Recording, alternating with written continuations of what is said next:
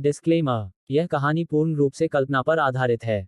इसमें वर्णित सभी पात्र, घटनाएं और स्थान लेखक की कल्पना के उत्पाद हैं।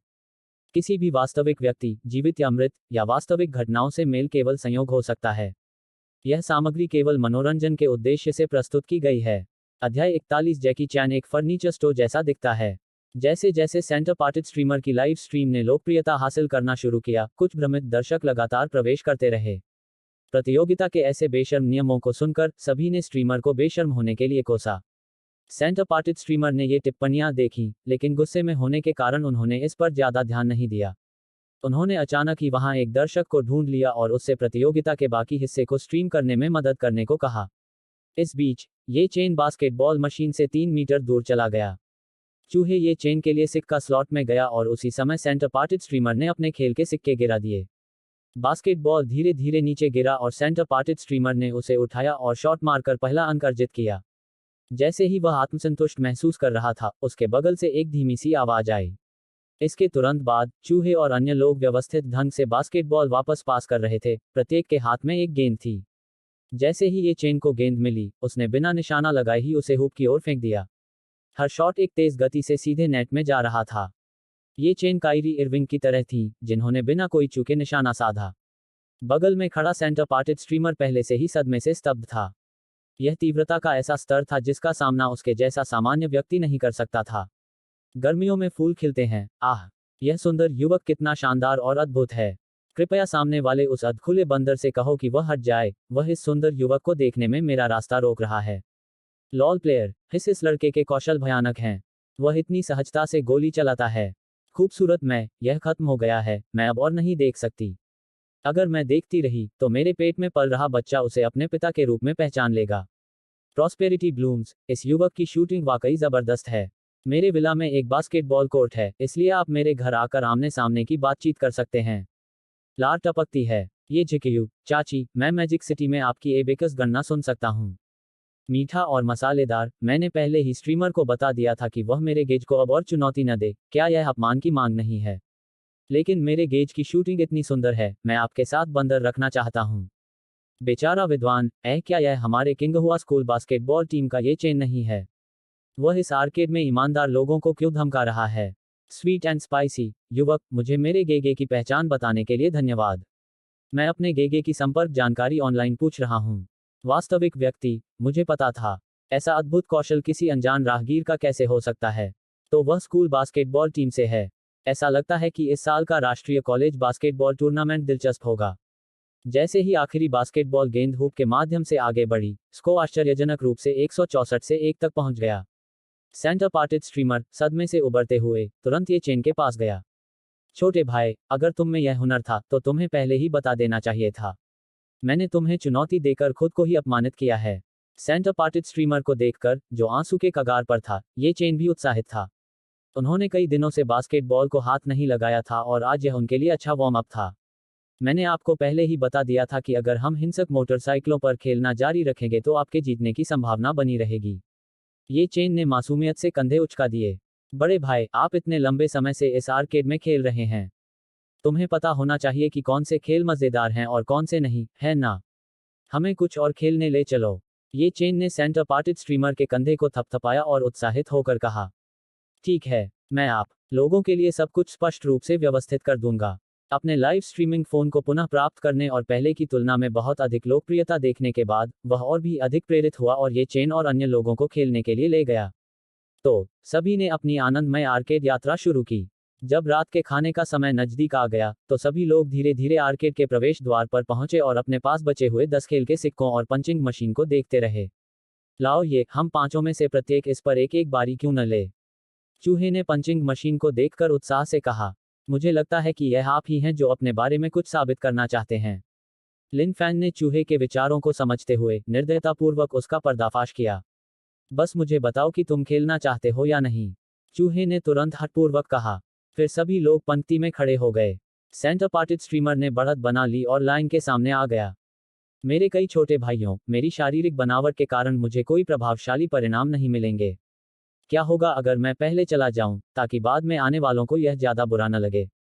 सेंटर पार्टेड स्ट्रीमर ने अपना सिर खुजलाया और अजीब तरीके से कहा।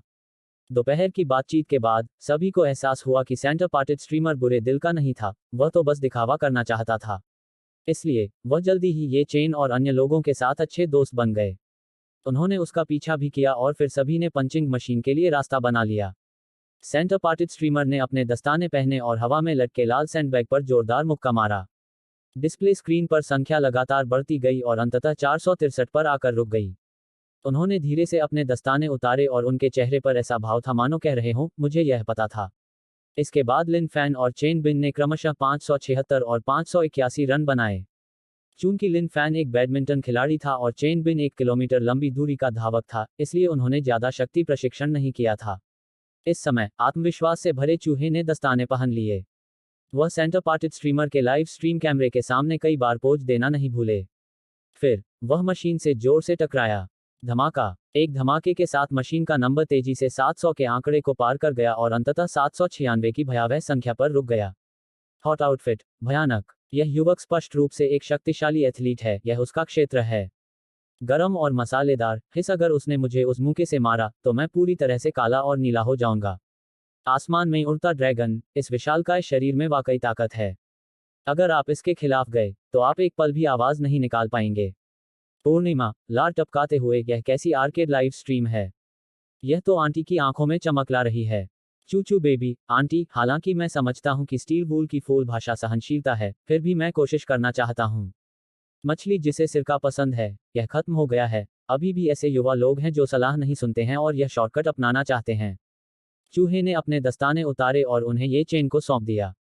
इसके बाद वह सेंटर पार्टेड स्ट्रीमर के पास खड़े होकर एक मूक मास्टर की तरह व्यवहार करते हुए टिप्पणियों में प्रशंसा को देखते रहे। इस समय ये चेन ने भी दस्ताने पहन लिए और अपनी मुट्ठी कस ली। जब से उसने मिलिट्री बॉडी बॉक्सिंग और मज्जा सफाई की गोली प्राप्त की है, वह स्पष्ट रूप से महसूस कर सकता है कि उसका शरीर मजबूत हो रहा है। वह अपनी वर्तमान शक्ति सीमा का भी परीक्षण करना चाहता था। वह धीरे धीरे मशीन के पास गया, घोड़े की तरह खड़ा हुआ, अपने गुरुत्वाकर्षण के केंद्र को नीचे किया और फिर तेजी से एक मुक्का मारा। मशीन से एक और धीमी आवाज आई, जिससे चूहे, जो टिप्पणियां देख रहा था, उत्सुकता से ये चेन की ओर देखने लगा। पहले वाला दृश्य पुनः प्रकट हो गया। यह आसानी से 700 का आंकड़ा पार कर गया और अंततः 777 पर रुक गया। हे भगवान, लाओ, ये क्या आप बास्केटबॉल खिलाड़ी हैं या मुक्केबाज? तुम मुझे थोड़ा अविश्वासपूर्ण बना रहे हो। चूहे ने मशीन पर प्रदर्शित संख्या को घूर कर देखा, फिर अपना मुंह खोला और ये चेन से कहा। इससे लिन फैन और अन्य लोग भी आश्चर्य से दंग रह गए। यह कोई बास्केटबॉल खिलाड़ी नहीं था, यह तो प्रतिद्वंद्वी का पूर्वज था। यह ठीक है, मैं इन दिनों अच्छा खा रहा हूं और मांसपेशियां बढ़ा रहा हूं। ये चेन को तुरंत ही इसे नजरअंदाज करने का बहाना मिल गया। वह चुपचाप सिर हिलाकर इस 5/10वें हिस्से की ताकत वाले मुक्के से संतुष्ट हो गया। लेकिन सेंटर पार्टेड स्ट्रीमर की लाइव स्ट्रीम पूरी तरह से हंगामे में थी। पिंक लेडी, यह युवक बहुत ही प्रतिभाशाली है। मैं पहले मोटरसाइकिल गेम से ही लाइव स्ट्रीम में हूं और उसके द्वारा खेले गए अन्य गेम्स में वह कम से कम तीसरे स्थान पर था। क्या कोई सामान्य इंसान ऐसा भी कर सकता है? M78 ने बोला, ऐसा लगता है कि हमारे एलियंस अब और नहीं छिप सकते। मेरे लोगों, प्रकट हो जाओ। आसमान की ओर उड़ते हुए, जब से यह युवक प्रकट हुआ है, मेरा मुंह बंद नहीं हुआ है। वह मुझे सरप्राइज देता रहता है, लेकिन यह लाइव स्ट्रीम असिस्टेंट खुद ही वीडियो बनाता रहता है। मेरा सुझाव है कि उसकी सैलरी काट ली जाए। Sweet and spicy. बिल्कुल, बिल्कुल। हम सब यहाँ अपने गेगे को देखने आए हैं, और आपको, सहायक को, कौन देखना चाहता है? गेगे बहुत शानदार है। Braced beef. इस युवक ने मार्शल आर्ट का प्रशिक्षण लिया है। जिस तरह से वह बल प्रयोग करता है, वह सेना में होने वाली मिलिट्री बॉडी बॉक्सिंग से काफी मिलता जुलता है। कंपनी कमांडर, आखिरकार, एक आत्मीय आत्मा। मैंने यह भी देखा कि यह पंच सैन्य बॉडी बॉक्सिंग शैली का अनुसरण करता है, लेकिन एक साधारण व्यक्ति के लिए इस संख्या तक पहुंचना असंभव है। अध्याय 42। अपनी रूममेट को लेकर बहुत चिंतित। लाइव स्ट्रीम में दर्शकों को देखना, जीवंत चर्चाओं में शामिल होना। युवक, तुम सचमुच कोई साधारण व्यक्ति नहीं हो। आज आप सभी से मिलकर मुझे बहुत खुशी हुई। क्या मैं आपको खाना खिलाऊं? सेंटर पार्टेड स्ट्रीमर ये चेन और अन्य लोगों के साथ रहना चाहता था, ताकि उनकी लोकप्रियता का लाभ उठा सके। माफ करना बड़े भाई, हम अब थोड़ी देर अकेले खेलना चाहते हैं। ये चेन ने स्ट्रीमर के अनुरोध को विनम्रतापूर्वक अस्वीकार कर दिया। मुख्य रूप से, ये चेन और अन्य लोग लगातार कैमरे के नीचे रहने से बहुत असहज महसूस करते थे। इसलिए, वह चूहे और अन्य लोगों को लेकर आर्केड से बाहर चला गया। बीच से विभाजित स्ट्रीमर हवा में बिखरा हुआ था, और दर्शकों के लिए देखने लायक कोई और मनोरंजन नहीं बचा था। बूढ़े ये, तुम हाल ही में थोड़े असामान्य हो गए हो, इतनी तेजी से बढ़ने के लिए तुम क्या खा रहे हो? चू वह अभी भी उस सदमे से उबर नहीं पाया था जो उसने अभी अभी अनुभव किया था। वह ये चेन से पूछता रहा कि क्या हो रहा है। यदि आप बहुत खाते हैं और बहुत प्रशिक्षण लेते हैं, तो आपकी विकास दर भी ऐसी ही हो सकती है, ये चेन ने शांति से कहा, जब वह चूहे और अन्य लोगों के साथ मॉल में घूम रहा था। तभी लिन फैंग के दिमाग में एक और विचार आया, क्यों न हम सुपरमार्केट जाकर सामग्री खरीद लें, फिर ये चेन को उन्हें पकाने दें और हम भाई जी भरकर मांस खा सकते हैं और शराब पी सकते हैं। लिंजी का सुझाव बहुत बढ़िया है। मैं लंबे समय से ओलिए के खाने की लालसा कर रहा था। भोजन के बारे में सुनते ही चूहे की आंखें चमक उठीं। यह भी काम करता है, लेकिन मुझे पहले काउंसलर से वाहन पास के बारे में पूछना होगा। मुझे प्रशिक्षण के लिए कोच ढूंढने के लिए कल सुबह जल्दी प्रशिक्षण मैदान पर भी जाना है। त्वरित विचार विमर्श के बाद ये चेन भी इस विचार से सहमत हो गया। इसलिए सभी लोग बिना रुके मॉल के नीचे स्थित विशाल सुपरमार्केट की ओर दौड़ पड़े। पहले जब भी हम इस सुपरमार्केट में आते थे, हमेशा स्नैक्स के लिए आते थे। इस बार मैं और ये से वो सारे स्वादिष्ट व्यंजन बनवाऊंगी जो मैंने अपने फोन पर देखे हैं। चूहे शॉपिंग कार्ट को धकेलते हुए उत्सुकता से समुद्री भोजन अनुभाग की ओर दौड़ा। ये चेन भी अपने शोरगुल मचाने वाले रूममेट्स को असहाय होकर देख रहा था। वह थोड़ा शर्मिंदा सा होकर अपना फोन निकाला और काउंसलर को फोन करके बोला, नमस्ते काउंसलर, मैंने आज दोपहर जिस वाहन पास का उल्लेख किया था, क्या उसका कोई परिणाम निकला? मैं अभी तुम्हें फोन करने ही वाला था। पहले एक मीटिंग थी जिसकी वजह से थोड़ी देर हो गई। काउंसलर की असहाय आवाज सुनाई दी। मैं अभी तुम्हारी नंबर प्लेट रजिस्टर कर दूंगा। तुम्हारी गाड़ी किसी भी प्रमुख जगह पर पार्क करने की इजाजत नहीं है। अगर मुझे वो जगह मिल गई तो मैं तुम्हारी नंबर प्लेट को ब्लैकलिस्ट कर दूंगा। बिल्कुल बिल्कुल काउंसलर, आपकी कड़ी मेहनत के लिए धन्यवाद। यह जानकर कि काउंसलर ने समस्या का समाधान कर दिया है, ये चेन बहुत खुश हुआ। जब हम बाद में स्कूल वापस जाएंगे तो स्कूल के कैफेटेरिया में कुछ खाने का इंतजाम करेंगे।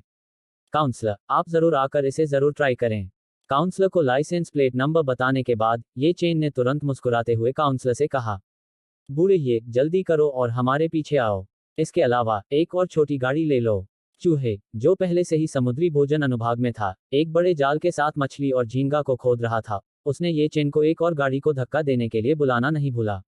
आ रहा। ये चेन जियांग बाइवेई के साथ फोन पर बात करते हुए दूसरों की ओर चला गया। मेरा मतलब है, हम केवल एक ही भोजन खा रहे हैं, क्या सचमुच 20,000 युआन मूल्य की सामग्री खरीदना आवश्यक है? ये चेन ने अपना सिर पकड़ लिया और खचाखच भरे ट्रंक को देखने लगा। तुम्हारे लिए खाना बनाना दुर्लभ है, इसलिए चलो इस बार हम पेट भर खाना खाएंगे। हम उन्हें संसाधित करने में आपकी सहायता करेंगे। चूहे ने अपनी छाती थपथपाई, उसके चेहरे पर इसे मुझ पर छोड़ दो का भाव था। मैं अपनी गर्लफ्रेंड को बुलाऊंगा और पूछूंगा कि क्या उसकी रूममेट्स भी आना चाहती हैं। सचमुच। गॉडफादर। पीछे की सीट पर बैठे लिन फैन और चेन बिन तुरंत चौंक गए। उन दोनों ने चूहे की बांह पकड़ ली और पूछा, क्या मैं आप दोनों बच्चों के लिए कोई अवसर पैदा नहीं कर रहा हूं? जब आप लड़कियों को देखें तो तेज तर्रार बने, पिछली बार की तरह न बने जब मैंने आपका परिचय कराया था। जब चूहे ने यह बात बताई तो वह क्रोधित हो गया।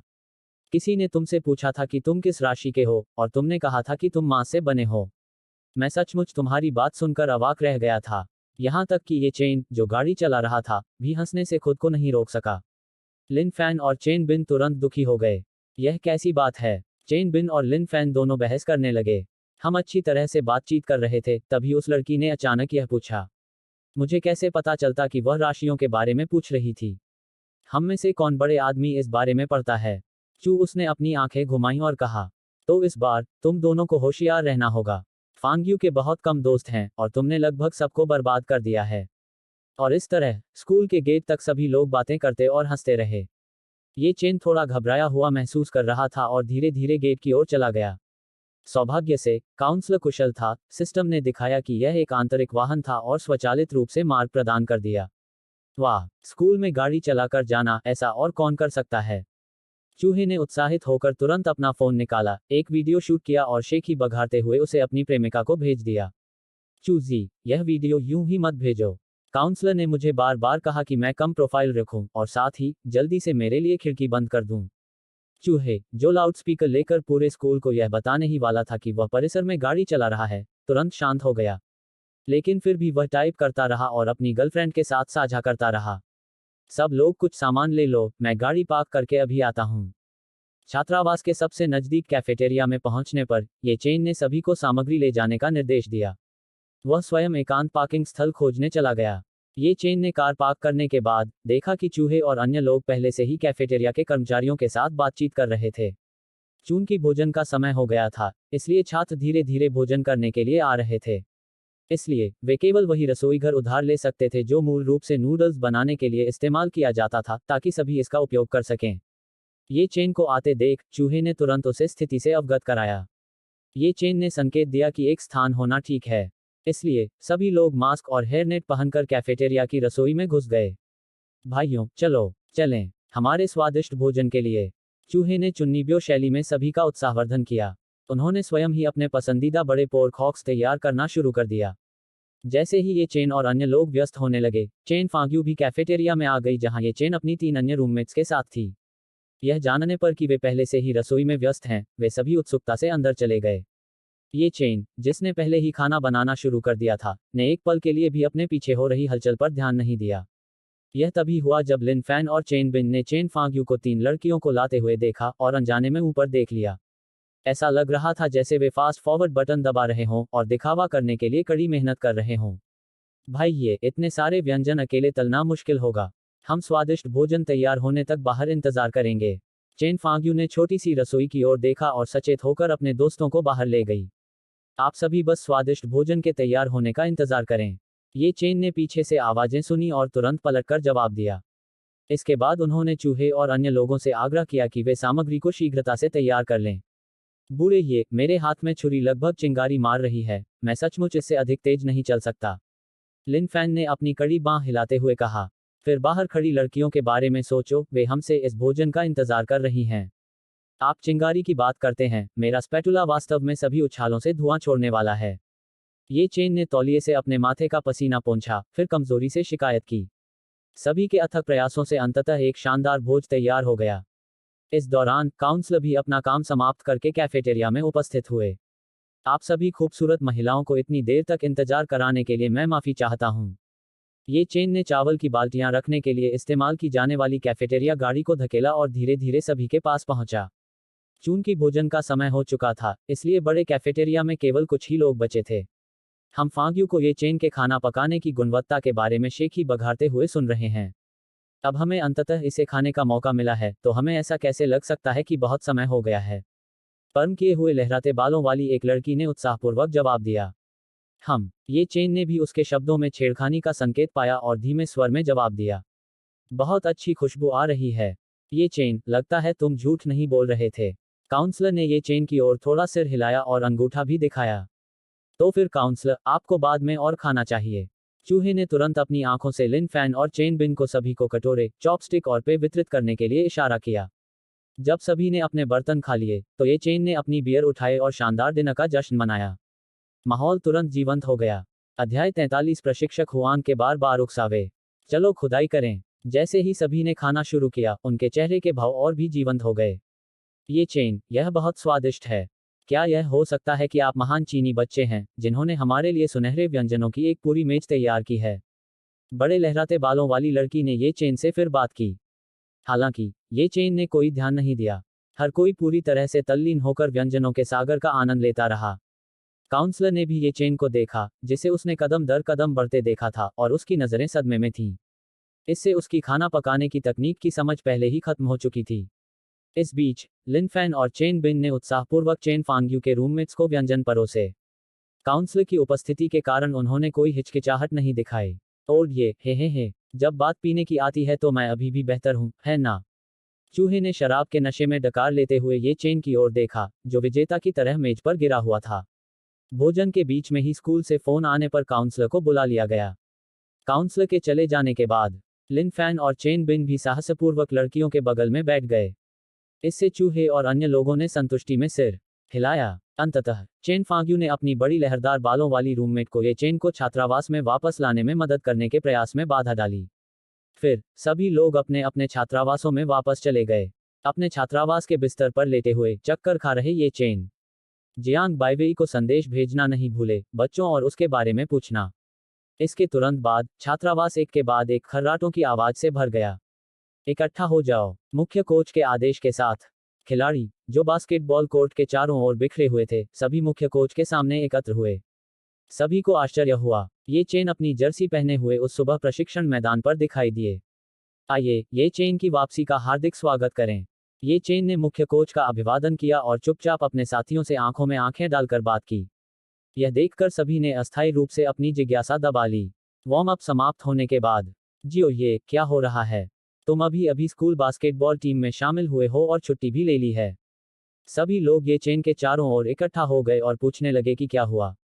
आप लोग थोड़ा इंतजार करें, मैं कुछ लेने जा रहा हूँ। ये चेन रहस्यमय ढंग से मुस्कुराया। वह अपने बैग के पास गया, शादी की कैंडी का एक बड़ा बैग निकाला और एक एक करके सभी को कैंडी बांटना शुरू कर दिया। ये चेन, क्या हो रहा है? शादी की कैंडीज? स्कूल बास्केटबॉल टीम के कप्तान ली चेन ने तुरंत आश्चर्य से पूछा। और हिम्मत करो, ये मेरे बच्चों की शादी की कैंडीज हैं, मैं एक पिता हूँ। ये चेन ने गर्व से अपना सिर उठाते हुए कहा। बकवास। सभी लोग, जो शादी की मिठाइयां अपने हाथों में पकड़े हुए थे, हतप्रभ दिख रहे थे, अचानक जोर से रोने लगे। बिल्कुल नहीं यार, तुम तो अभी दूसरे साल के छात्र हो। तुम्हारे बच्चे कैसे हो गए? मैं, एक सीनियर और अभी तक एक अकेला कुत्ता, कैसे जी पाऊंगा? ये चेन, तुम्हारा द्वितीय वर्ष मेरे पूरे कॉलेज जीवन से भी अधिक रोमांचक है। टीम के साथियों ने आंखों में आंसू भरकर ये चेन द्वारा वितरित शादी की कैंडी खाई। ये चेन तो विशेष रूप से कोचिंग स्टाफ के पास गए और उन्हें भी कुछ वितरित किया। और उन्होंने सभी से वादा किया कि वे जियांग बाइवेई को सभी से मिलवाने का अवसर ढूंढेंगे। उसे मुझसे भी मिलवाओ। ये चेन ने अपना सिर घुमाया और बस कट मैन का एक समूह सीधे उसकी ओर आता हुआ देखा। प्रशिक्षक हुआंग उनमें से एक थे। तुम कौन हो? क्या तुम्हें नहीं पता कि यह हमारी स्कूल बास्केटबॉल टीम का प्रशिक्षण मैदान है? जल्दी से यहाँ से निकल जाओ। कप्तान के रूप में ली चेन तुरंत प्रशिक्षक हुआंग के सामने आए और सख्ती से कहा। हे, आज हम ये चेन के लिए यहाँ हैं। अगर कोई और इस मस्ती में शामिल होना चाहता है, तो हम उन सबको सबक सिखाएंगे। प्रशिक्षक हुआंग ने ली चेन को गुस्से से देखा। उसने बुरी नीयत से कहा, इसे रोक। स्थिति को देखते हुए कोच तुरंत वहां आए और उनकी हरकतों को रोका। तभी एक बस कट मैन ने अहंकारपूर्वक एक मोबाइल फोन निकाला और उसे कोचों को थमा दिया। लॉजिस्टिक्स विभाग के निदेशक हुआंग आपसे बात करना चाहते हैं। एक कोच ने उलझन भरी नजर से फोन का जवाब दिया। नमस्ते, लेकिन ठीक है निदेशक। उन्होंने अस्थिर भाव के साथ फोन दूसरे पक्ष को लौटा दिया और अन्य प्रशिक्षकों से कहा, यह छात्रों के बीच का मामला है, हमें इसमें हस्तक्षेप नहीं करना चाहिए। स्कूल बास्केटबॉल टीम के मुख्य कोच पीट आज अनुपस्थित थे। अब निदेशक हुआंग का सामना करना पड़ा, जो स्कूल बास्केटबॉल टीम के सभी वित्त को नियंत्रित करते थे। अन्य कोच केवल अनिच्छा से समझौता कर सकते थे। ये चेन के चेहरे पर ऐसा भाव था जैसे वह जानता हो कि क्या होने वाला है। और उन्होंने जटिल भावों के साथ कोचों की ओर अपनी छाती थपथपाते हुए कहा, कोचों, मैं आपकी कठिनाइयों को समझता हूँ। हालांकि यह छोटी सी स्थिति मुझे परेशान नहीं कर सकती। फिर उन्होंने ली चेन को थपथपाया, जो उनके सामने खड़े थे, और उनके चेहरे पर ऐसा भाव था कि मानो वे इसे संभाल सकते हैं। लेकिन ली चेन ने भौहें चढ़ाईं, लेकिन इससे पहले कि वह अपनी बात पूरी कर पाता, प्रशिक्षक हुआंग ने ऊंची आवाज में कहा, सभी अप्रासंगिक कर्मचारी तितर बितर हो जाओ। टीम के साथी, जिनके बारे में मूल रूप से यह अपेक्षा की गई थी कि वे अस्त व्यस्त होकर भाग जाएंगे, इसके बजाय आगे बढ़े और ये चेन के साथ खड़े हो गए। यहां तक कि कोच, जो पहले ही टीम से अलग हो चुके थे, ने भी टीम छोड़ने का कोई इरादा नहीं दिखाया। तुम लोग, ये चेन ने अपने साथियों को उलझन भरी निगाहों से देखा। हम टीम के साथी हैं, ऐसे टीम के साथी जो किसी भी समय एक दूसरे को अपनी पीठ सौंप सकते हैं। इस समय ली चेन दूसरे पक्ष के कंधे को उसी तरह थपथपाया जैसे ये चेन ने अभी किया था और कहा, दिलचस्प बात है, क्योंकि हर कोई इतना वफादार है, तो फिर हम सब मिलकर तुम सबसे निपटेंगे। प्रशिक्षक हुआंग ने ये चेन और अन्य लोगों को तिरस्कार से देखा। हालांकि उन्होंने सेना में केवल 2 वर्ष ही सेवा की थी, लेकिन वे अपनी समृद्ध पारिवारिक पृष्ठभूमि और अपने पिता, जो कि रसद निदेशक थे, पर निर्भर थे। उन्होंने जल्दी ही सेना में अपना नाम बना लिया। सेना से सेवानिवृत्त होने के बाद, उन्होंने उन सैनिकों को भी बुलाया जो उसी समय सेवानिवृत्त हुए थे, और निदेशक हुआंग की व्यवस्था के साथ, वे सफलतापूर्वक एक विश्वविद्यालय सैन्य प्रशिक्षण प्रशिक्षक बन गए। जब तक वह आदेश देता रहेगा, ये प्रशिक्षक उसके लिए मरने को तैयार रहेंगे। यही कारण था कि प्रशिक्षक हुआंग ने स्कूल में अभिनय करने का साहस किया। भाई चेन, भाइयों, यह मामला मेरी वजह से शुरू हुआ है, इसलिए मैं इसे खुद ही सुलझा लूं।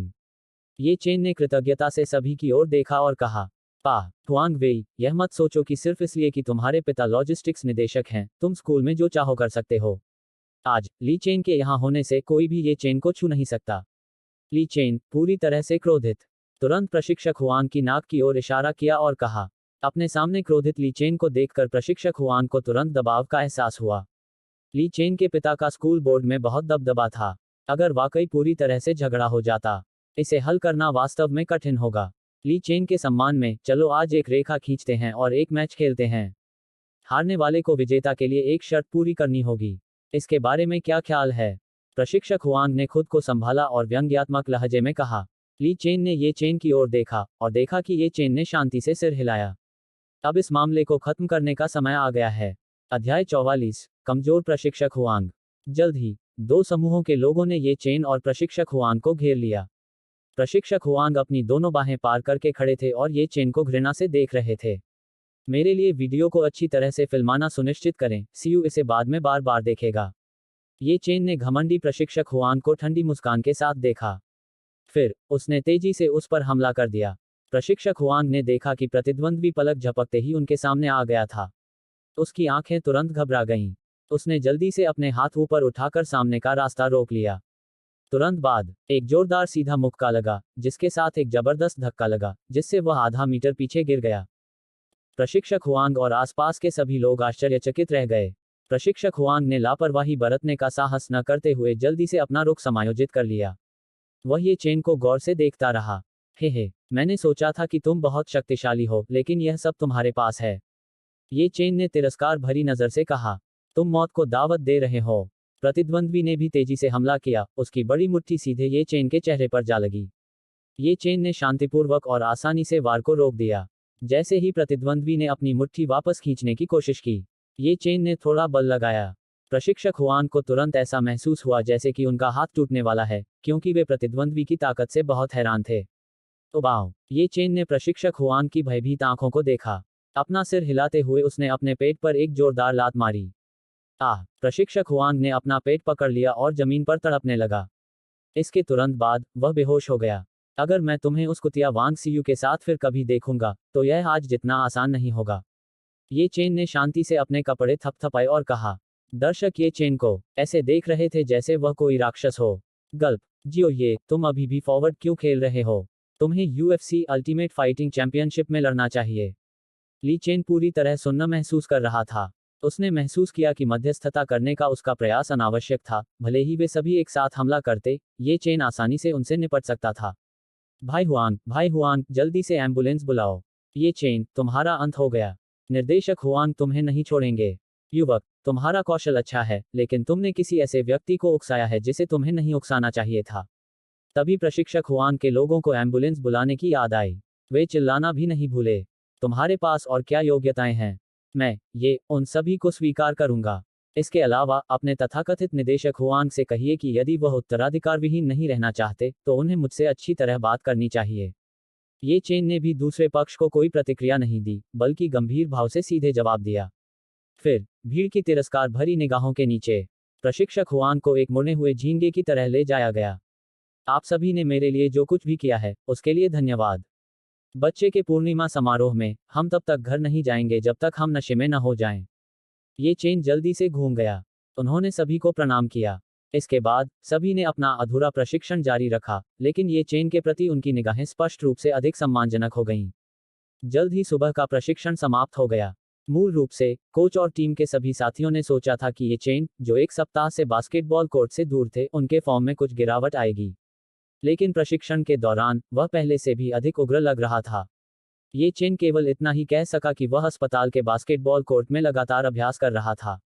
तभी उसके साथियों ने उस पर विश्वास किया। दोपहर के लिए उनके व्यस्त कार्यक्रम को देखते हुए ये चेन ने जियांग बाइवेई को फोन किया और कहा कि वह शायद आज शाम तक उनसे नहीं मिल पाएगा। जियांग बाइवेई आंगन में बैठी मुंह बनाती हुई धीरे से अपना फोन नीचे रख दिया और बोली, सिस्टर मुयू, ये चेन की पूरी दोपहर कक्षाएं हैं, इसलिए वह केवल आज रात को ही मुझसे मिलने आ सकता है। जियांग बाइवेई की व्यथित अभिव्यक्ति देखकर सू मुयू ने तुरंत उसे अपने पास खींच लिया और कहा, बाइवेई, ये सभी लोग अपने अपने कामों में व्यस्त हैं। हम महिलाओं को अपना मनोरंजन करना सीखना होगा।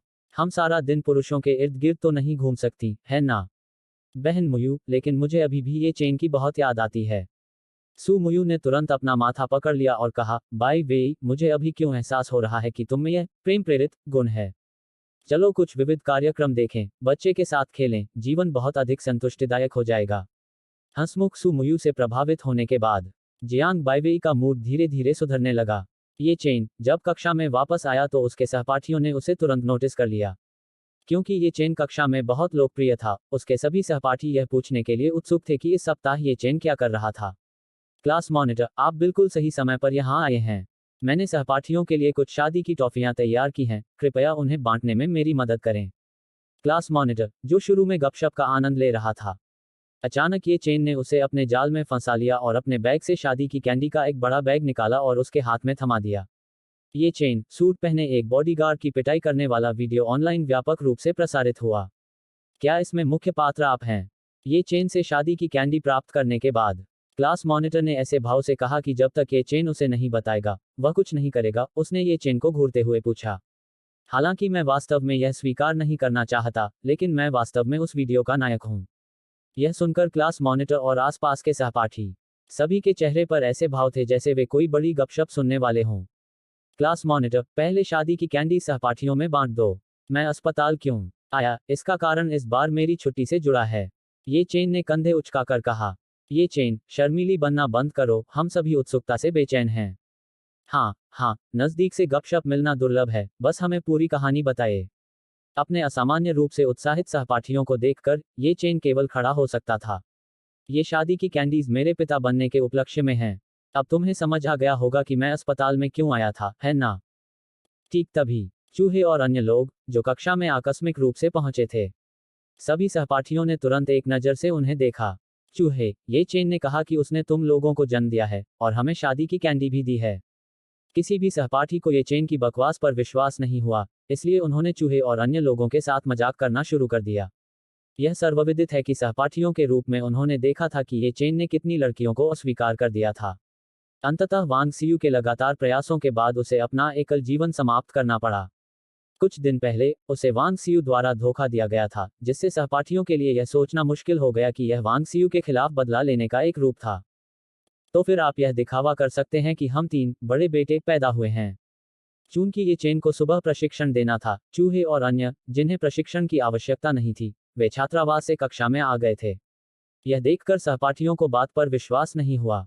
उन्होंने बहुत अधिक स्पष्टीकरण भी नहीं दिया। लेकिन ये चेन, तुमने जो शादी की कैंडी खरीदी है, वह वाकई बहुत अच्छी लग रही है। आपने तो जिफुजी से कैंडीज भी खरीदी हैं, ये कैंडीज सस्ती नहीं हैं। तेज तर्रार सहपाठियों ने शादी की कैंडी की असामान्य गुणवत्ता को तुरंत पहचान लिया। इसलिए उन्होंने खुशी खुशी 2 और ले लिए। तभी कक्षा की घंटी बजी और सभी लोग आज्ञाकारी भाव से शिक्षक के आने का इंतजार करने लगे। सीखने में बिताया गया समय हमेशा जल्दी बीत जाता है। पलक झपकते ही शाम हो गई। घर लौटने के लिए उत्सुक ये चेन ने तुरंत कोने में खड़ी कार स्टार्ट कर दी। वह तेजी से घर की ओर सड़क पर चला गया। बाय वे, मेरी प्यारी, मैं वापस आ रही हूँ। क्या तुम्हें मेरी बहुत याद आती है? ये चेन कार चला रहा है। जियांग बाइवेई को उसके फोन पर वॉयस मैसेज भेजना नहीं भूले। इस बीच जियांग बाइवेई और सुमुयू एक साथ थे, विभिन्न मनोरंजन गपशप में तल्लीन थे, ये चेन के संदेश से पूरी तरह अनजान थे। इससे ये चेन सबसे तेज गति से विला की ओर चला गया। अध्याय 45 बाइवेई का घमंडी सबसे अच्छा दोस्त। जैसे ही ये चेन गेट के पास पहुंचने वाला था, उसने पेशेवर पोशाक में एक युवती को एक सूटकेस खींचते हुए टैक्सी से बाहर निकलते देखा। वह संपत्ति प्रबंधन स्टाफ से किसी बात पर बात कर रही थी। ये चेन, जो गाड़ी चलाकर करीब आ गया था, ने स्पष्ट रूप से विला नंबर 1 शब्द सुने। पास में ही मौजूद प्रॉपर्टी मैनेजमेंट स्टाफ ने भी ये चेन के वाहन को देखा। जैसे ही वे उसकी पहचान की पुष्टि करने वाले थे, ये चेन ने खिड़की नीचे कर दी। घर में आपका स्वागत है, मालिक। मुझे लगता है कि मैंने अभी अभी आपको यह कहते हुए सुना है कि आप विला नंबर 1 जा रहे हैं, मैं आपको वहां ले जा सकता हूं। ये चेन ने उत्सुकता भरे भाव से युवा पेशेवर महिला से कहा। यह विला नंबर 1 का मालिक है, आप उसे अपनी स्थिति समझा सकते हैं। पास के संपत्ति प्रबंधन स्टाफ ने भी ये चेन की पहचान की पुष्टि की। इससे गु लिंगयू, जो शुरू में इस तरह के संयोग के बारे में थोड़ा संदिग्ध थी, ने अपनी सतर्कता कम कर दी और कहा, नमस्ते, क्या आप जियांग बाइवेई को जानते हैं? जरूर, अंदर आओ, मैं शायद जानता हूं कि आप कौन हैं। दूसरे पक्ष द्वारा जियांग बाइवेई का नाम सुनने के बाद, वह इस बात की पुष्टि कर सकता था कि वह जियांग बाइवेई की वकील सबसे अच्छी दोस्त थी। गु लिंगयू ने भी कोई दिखावा नहीं किया और अपना सूटकेस पीछे की सीट पर ले आई।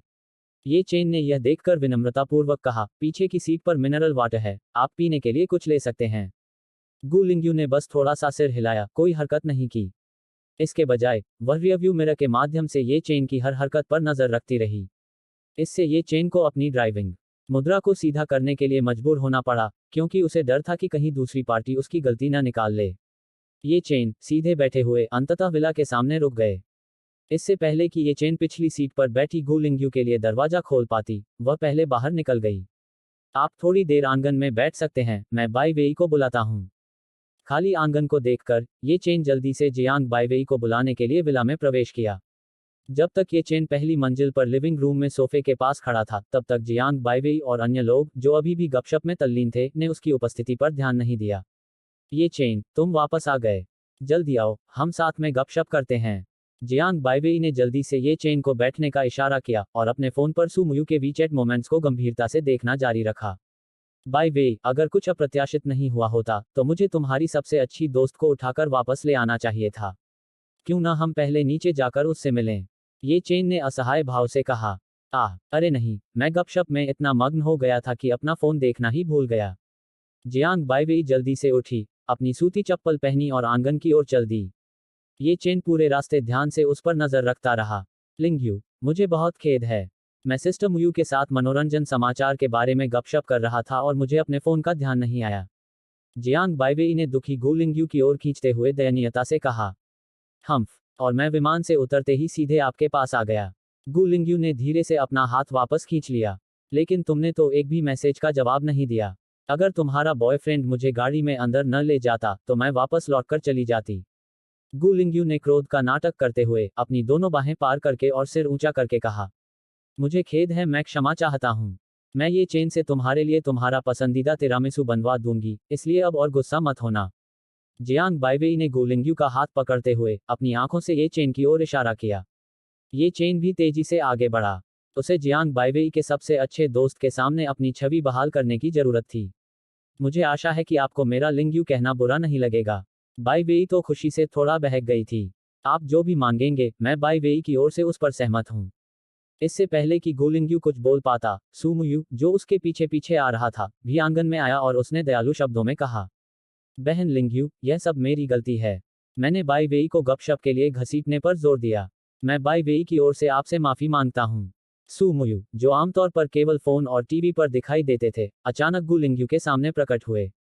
वह बहुत पहले ही भूल चुकी थी कि जियांग बाईवेई संदेशों का जवाब नहीं देता था। वह उत्साह से सू मुयू को देख रही थी, बोलने की हिम्मत नहीं जुटा पा रही थी। बाहर बहुत ठंड है, चलो अंदर चलकर बातें करते हैं। सू मुयू ने गु लिंग्यू का हाथ पकड़ते हुए जियांग बाईवेई को एक नजर से देखा, जैसे कह रहा हो, मैं इसे संभाल लूंगा। गु लिंग्यू को सू मुयू द्वारा खींचे जाने पर ऐसा महसूस हुआ कि उसका दिमाग खाली हो गया है। बिना यह जाने कि क्या हो रहा है, वह लिविंग रूम के सोफे पर बैठ गई। पहले आप सब बातें कर लें, मैं आज का खाना तैयार करूंगी। ये चेन ने देखा कि सू मुयू ने माहौल को शांत कर दिया है, इसलिए वह तुरंत रसोई में चला गया ताकि पहले वे अपनी बातचीत पूरी कर सकें। ये चेन की पीछे हत्ती आकृति को देखकर गु लिंग्यू को आखिरकार होश आया। सू मुयू को देखते हुए, जो इतनी करीब थी, भले ही जियांग बाईवेई ने उसे पहले ही इस बारे में सूचित कर दिया था, फिर भी उसे लगा कि यह सब कुछ असत्य लग रहा था। हम्फ, तुम बदबूदार लिंग्यू, क्या तुम मुझे देखने आए हो या सिस्टर मुयू को देखने आए हो? जियांग बाईवेई ने क्रोध का नाटक करते हुए जल्दी से बोलने की पहल कर दी। इससे गु लिंग्यू, जो शुरू में क्रोधित नहीं थी, तुरंत अपनी गति खो बैठी। यह देखकर कि गु लिंग्यू अब क्रोधित नहीं था, सू मुयू ने जल्दी से अच्छे पुलिस वाले की भूमिका निभाई। बाईवेई, लिंग्यू बस घबराई हुई है। वह निश्चित रूप से आपकी देखभाल करने आई थी। क्या हम बाकी मोमेंट्स भी पढ़ लें? जल्द ही जियांग बाईवेई और सू मुयू के साथ मिलकर काम करने से गु लिंग्यू जल्दी ही सभी से परिचित हो गया और गपशप सेना में शामिल हो गया। थोड़ी देर बाद डिनर तैयार है। देवियों, कृपया अपनी सीट पर बैठ जाइए। ये चेन ने पके हुए व्यंजन खाने की मेज पर रखने के बाद तुरंत अपना फोन निकाला और फादर ये और मदर ये से पूछा, जो खेत में निर्माण कार्य की प्रगति की निगरानी कर रहे थे, कि उन्हें घर पहुंचने में कितना समय लगेगा। चलो आज के लिए गपशप बंद करें और पहले खाना खा लें। सू मुयू ने धीरे से अपना फोन बंद किया और चंचल स्वर में कहा। बहन मुयू, यदि आप इन मनोरंजन गपशपों को लाइव स्ट्रीम और साझा करें, तो आपकी लोकप्रियता निश्चित रूप से आसमान छू जाएगी। गु लिंग्यू अभी भी और अधिक चाहती थी, उसने तुरंत एक फैगल में तब्दील हो गई, अपने पेट की गड़गड़ाहट की पूरी तरह से अनदेखी कर दी। दूसरे तल पर जाते समय सभी लोग बातें करते और हंसते रहे। स्वादिष्ट भोजन से भरी मेज देखकर जियांग बाईवेई उत्सुकता से बैठ गया। कल ये चेन घर पर नहीं थी, इसलिए उसे खाना ऑर्डर करने के लिए जियानजू पवेलियन को फोन करना पड़ा। जब उन्होंने वास्तव में शियानजू मंडप के व्यंजन खाए, जिन्हें वे पहले स्वर्गीय व्यंजन मानते थे, तो सभी लोगों को, जिनके स्वाद ये चेन द्वारा खराब कर दिए गए थे, वे मुश्किल से ही स्वादिष्ट लगे। लिंग्यू, जल्दी आओ, ये चेन ने आपका पसंदीदा तिरामिसू बनाया है और यह ड्यूरियन स्वाद वाला है। जियांग बाइवेई ने खाने की मेज पर सजी हुई मिठाई को देखते हुए कहा। जैसे ही सभी लोग धीरे धीरे अपनी सीटों पर बैठे, जियांग बाइवेई, जो पहले से ही भूख से व्याकुल थी, ने सबसे पहले एक भुना हुआ झींगा उठाया और उसे अपने मुंह में डाल लिया, गर्म झींगा की बिल्कुल भी परवाह नहीं की। सु मुयू और चेन होंग ने भी उत्सुकता से अपने अपने व्यंजन उठाए और उन्हें अपने मुंह में डाल लिया, अपनी छवि की पूरी तरह से परवाह किए बिना। गु लिंग्यू ने संदेह के साथ अपने मुंह में गोमांस का एक टुकड़ा डालने के बाद अंततः समझ लिया कि हर कोई ऐसा व्यवहार क्यों कर रहा था। सभी को देखकर ऐसा लग रहा था जैसे उन्होंने कई दिनों से कुछ नहीं खाया हो। ये चेन मूल रूप से गु लिंग्यू के आगमन का जश्न मनाने के लिए अपना गिलास उठाना चाहता था, लेकिन अब वह केवल धीरे से अपने हाथ में चाय का कप नीचे रख सकता था और सो रहे शिशुओं की जांच कर सकता था। नर्सरी में प्रवेश करते हुए ये चेन ने शिशुओं की स्थिति की जांच करने के लिए चुपचाप कदम रखा। नानी ने भी हलचल सुनकर चुपचाप ये चेन का अभिवादन किया। ये चेन ने अपनी तीनों बेटियों की ओर देखा, जो गहरी नींद में सो रही थी, और संतुष्ट होकर मुस्कुराया। लेकिन जब उन्होंने देखा कि उनका सबसे छोटा बेटा अभी भी सोते समय अपनी हथेली काट रहा है, तो उन्हें क्रोध आ गया और उन्होंने सोचा, बेटियां वास्तव में अधिक अच्छी व्यवहार वाली होती हैं। यह लड़का जन्म से ही विद्रोही है। बच्चों की जांच करने के बाद ये चेन रेस्तरां में लौट आया। उसने जियांग बाइवेई और अन्य लोगों को अपने गोल पेटों को रगड़ते हुए देखा, तथा उनके हाथ में अभी भी तिरामिसू का एक टुकड़ा था। ये चेन को वापस आते देख जियांग बाइवेई ने खुशी से कहा, ये चेन, अगली बार तुम इतना स्वादिष्ट खाना नहीं बना पाओगे। अगर हम इसी तरह खाते रहे तो हम सचमुच मोटे हो जाएंगे। क्या यह तुम नहीं हो, छोटे पेटू, जो अपने मुंह पर नियंत्रण नहीं रख सकते? यह भोजन 7 लोगों के लिए तैयार किया गया था, लेकिन तुम चारों ने इसे खा लिया, यहाँ तक कि एक भी मिठाई नहीं छोड़ी। ये चेन ने व्यंग्यात्मक मुस्कान के साथ जियांग बाइवेई की ओर देखते हुए कहा, जो पेट भरकर कुर्सी पर बैठी थी। ये चेन, तुम्हारा खाना सचमुच बहुत स्वादिष्ट है, कोई आश्चर्य नहीं कि बाइवेई तुम्हारी प्रशंसा करती रहती है। ऐसा लगता है कि आपके अंदर एक अच्छा पति बनने के लिए सभी आवश्यक गुण पहले से ही मौजूद हैं। गु लिंग्यू, जो पास में ही था, ने भी उसकी प्रशंसा करने में कंजूसी नहीं की और शुरू में ये चेन की सराहना की थी। सभी से प्रशंसा पाकर ये चेन शर्मिंदा हो गया। तभी घर के बाहर से किसी गाड़ी के इंजन की आवाज आई। यी के माता पिता ठेकेदार की वैन में घर लौट आए। यी चेन ने डेवलपर से बातचीत करने के बाद रसोई में वापस आकर यी के माता पिता के लिए बीफ फ्राइड राइस बनाया। जियो चेन, वह निर्माण टीम वास्तव में कुशल है। रैंच अब सचमुच बहुत बदल गया है। जब सब कुछ हो जाएगा तो मैं तुम्हें साथ में इसे देखने के लिए बुलाऊंगा। फादर ये ने उत्साह से कहा, अपने कटोरे के साथ आंगन में बैठे और दिल खोलकर खाते हुए। हमने विशेष रूप से डेयरी गायों को पालने की विधि के बारे में भी पूछा।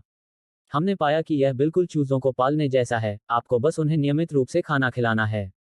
दूध दोहना वगैरह, ये सब हमें बाद में सीखना चाहिए। मदर ये, जिनके पास अंततः कुछ करने को था, ने स्पष्ट रूप से बताया कि उन्होंने आज रैंच में क्या सीखा। मेरी प्यारी पोती और पोता कहाँ हैं?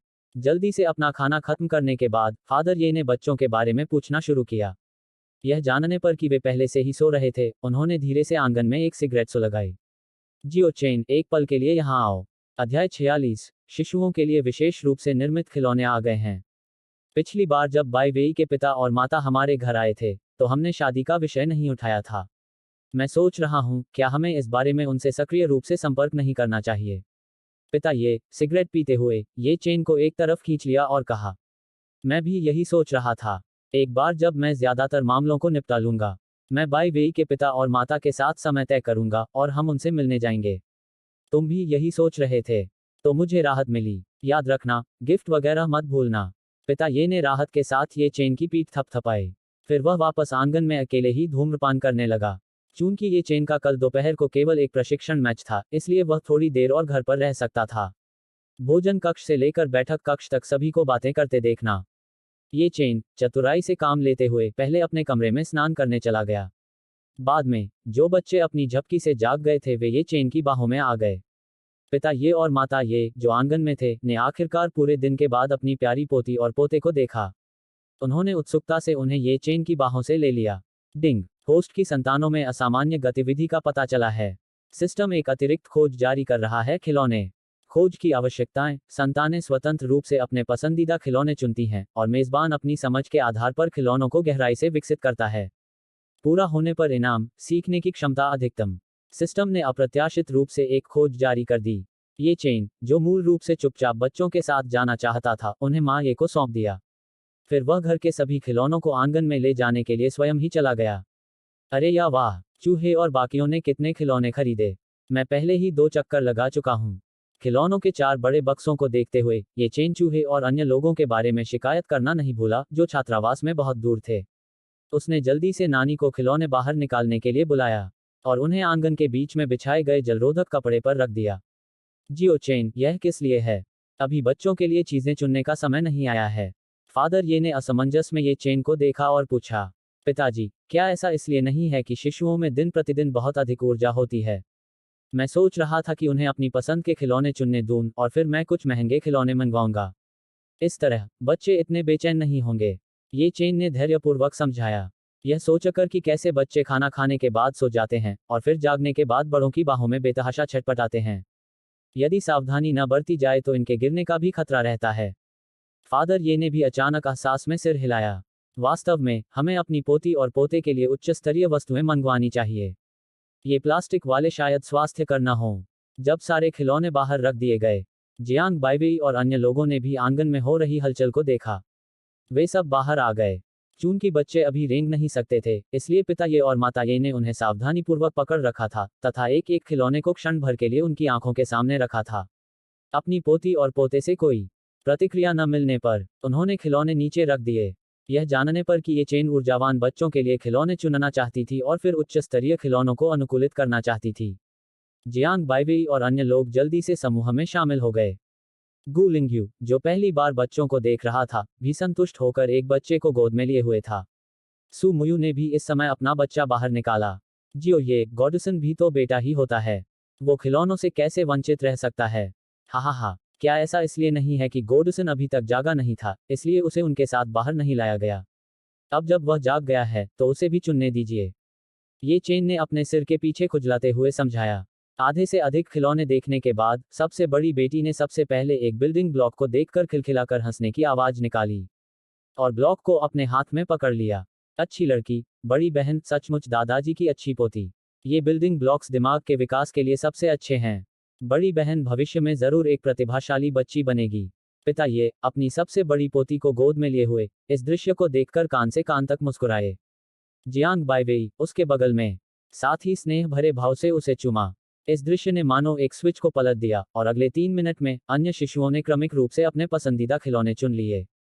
सबसे बड़ी बहन ने बिल्डिंग ब्लॉक्स चुने, दूसरी बहन ये जियाई ने एक गुड़िया चुनी, तीसरी बहन ये केहान ने एक हार्मोनिका चुना और चौथी बहन ये जिकियू ने एक बेसबॉल चुना। दूसरी ओर सु मुयू के बच्चे ने रूबिक्स क्यूब चुना। मेरे अच्छे बेटे को सचमुच मेरे एथलेटिक जीन विरासत में मिले हैं। यहाँ तक कि उसका बचपन का खिलौना भी बेसबॉल ही रहा होगा। अपनी 3 बेटियों को देखकर, जो शांत खिलौने पसंद करती थीं, जबकि उनका सबसे छोटा बेटा खेल शैली वाले खिलौने पसंद करता था। यह सुनकर ये चेन ने प्रसन्न भाव से उसकी ओर देखा।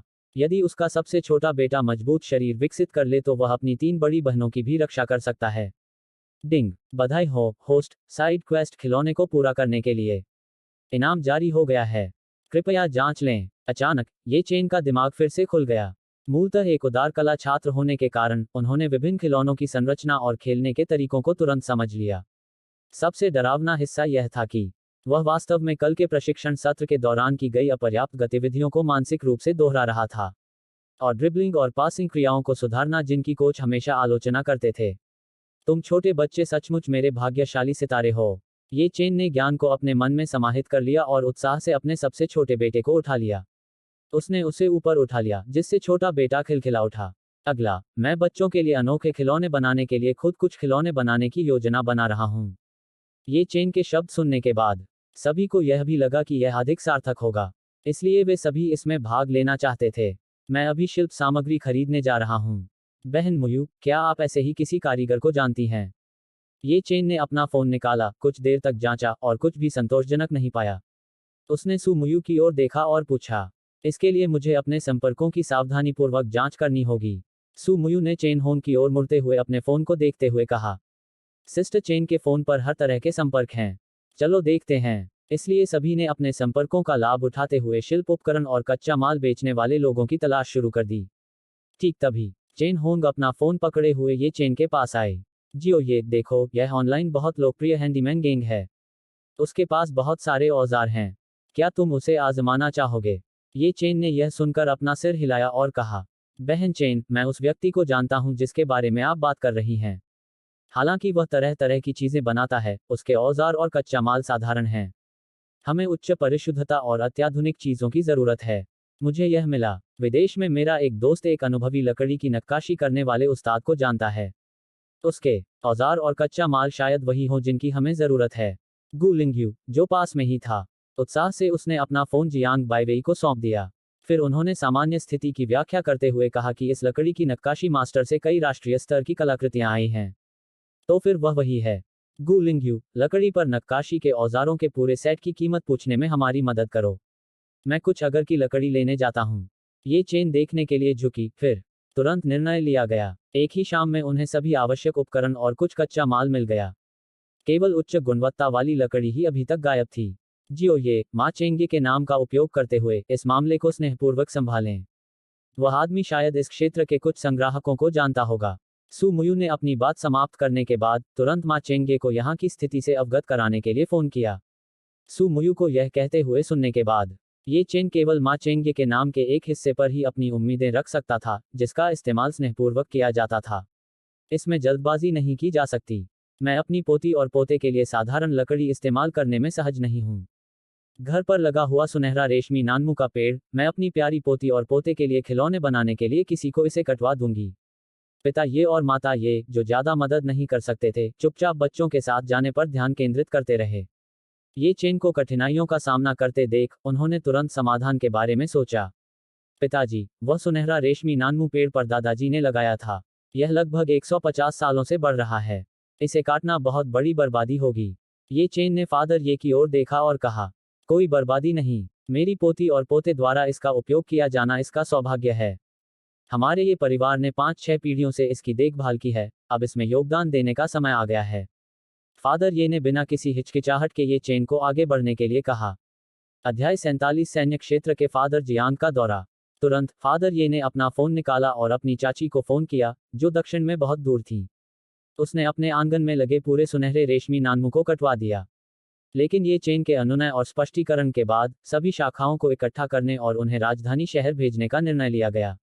निर्णायक पिता ये को देखते हुए, ये चेन ने अब किसी भी चीज पर जोर नहीं दिया। इसके बजाय उन्हें उन माता पिता के प्रति नया सम्मान महसूस हुआ जो अपना सब कुछ अपने पोते पोतियों के लिए समर्पित करने को तैयार थे। तो फिर चलो दोनों तरफ से लकड़ी ढूंढते हैं। अतिरिक्त सामग्री से हम बड़े लोग भी कुछ छोटी मोटी चीजें बना सकते हैं। ये चेन ने बोलना समाप्त करने के बाद बच्चों को साथ लिया और आंगन में टहलना जारी रखा। फिर उन्होंने जियांग बाइवेई को ढूंढा और पिता जियांग और माता जियांग के कार्यक्रम के बारे में पूछा। मेरे माता पिता के सभी कार्यक्रम गोपनीय हैं। जब उनका काम पूरा हो जाएगा तभी वे मुझे जवाब देंगे। मैं पहले उनकी उपलब्धता के बारे में पूछने के लिए एक संदेश भेजूंगा। जियांग बाइवेई ने अपना फोन निकाला, संदेश लिखा और भेज दिया। अप्रत्याशित रूप से फादर जियांग ने लगभग तुरंत उत्तर दिया। बाइवेई, मैं इन दिनों सैन्य अड्डे पर आराम कर रहा हूँ। आप बच्चों और ये चेन को मुझसे मिलने के लिए ला सकते हैं। फादर जियांग, ये चेन मेरे पिताजी के पास इन दिनों समय है। हम कल क्यों न चलें? वह अपने फोन पर संदेश देखकर आश्चर्यचकित हुई, फिर उसने अपना सिर झुकाया और ये चेन से पूछा। इससे पहले जब जियांग बाइवेई ने फादर जियांग और मदर जियांग को संदेश भेजा था, तो वे 1 या 2 दिन बाद ही जवाब देते थे। उसने उम्मीद नहीं की थी कि इस बार फादर जियांग के संदेश का इतनी जल्दी जवाब मिलेगा। कोई बात नहीं, मैं अभी अंकल जियांग के लिए कुछ उपहार तैयार करूंगा और हेड कोच से छुट्टी भी मांगूंगा। जब ये चेन को पता चला कि फादर जियांग के पास इन दिनों समय है, तो वह तुरंत सहमत हो गया।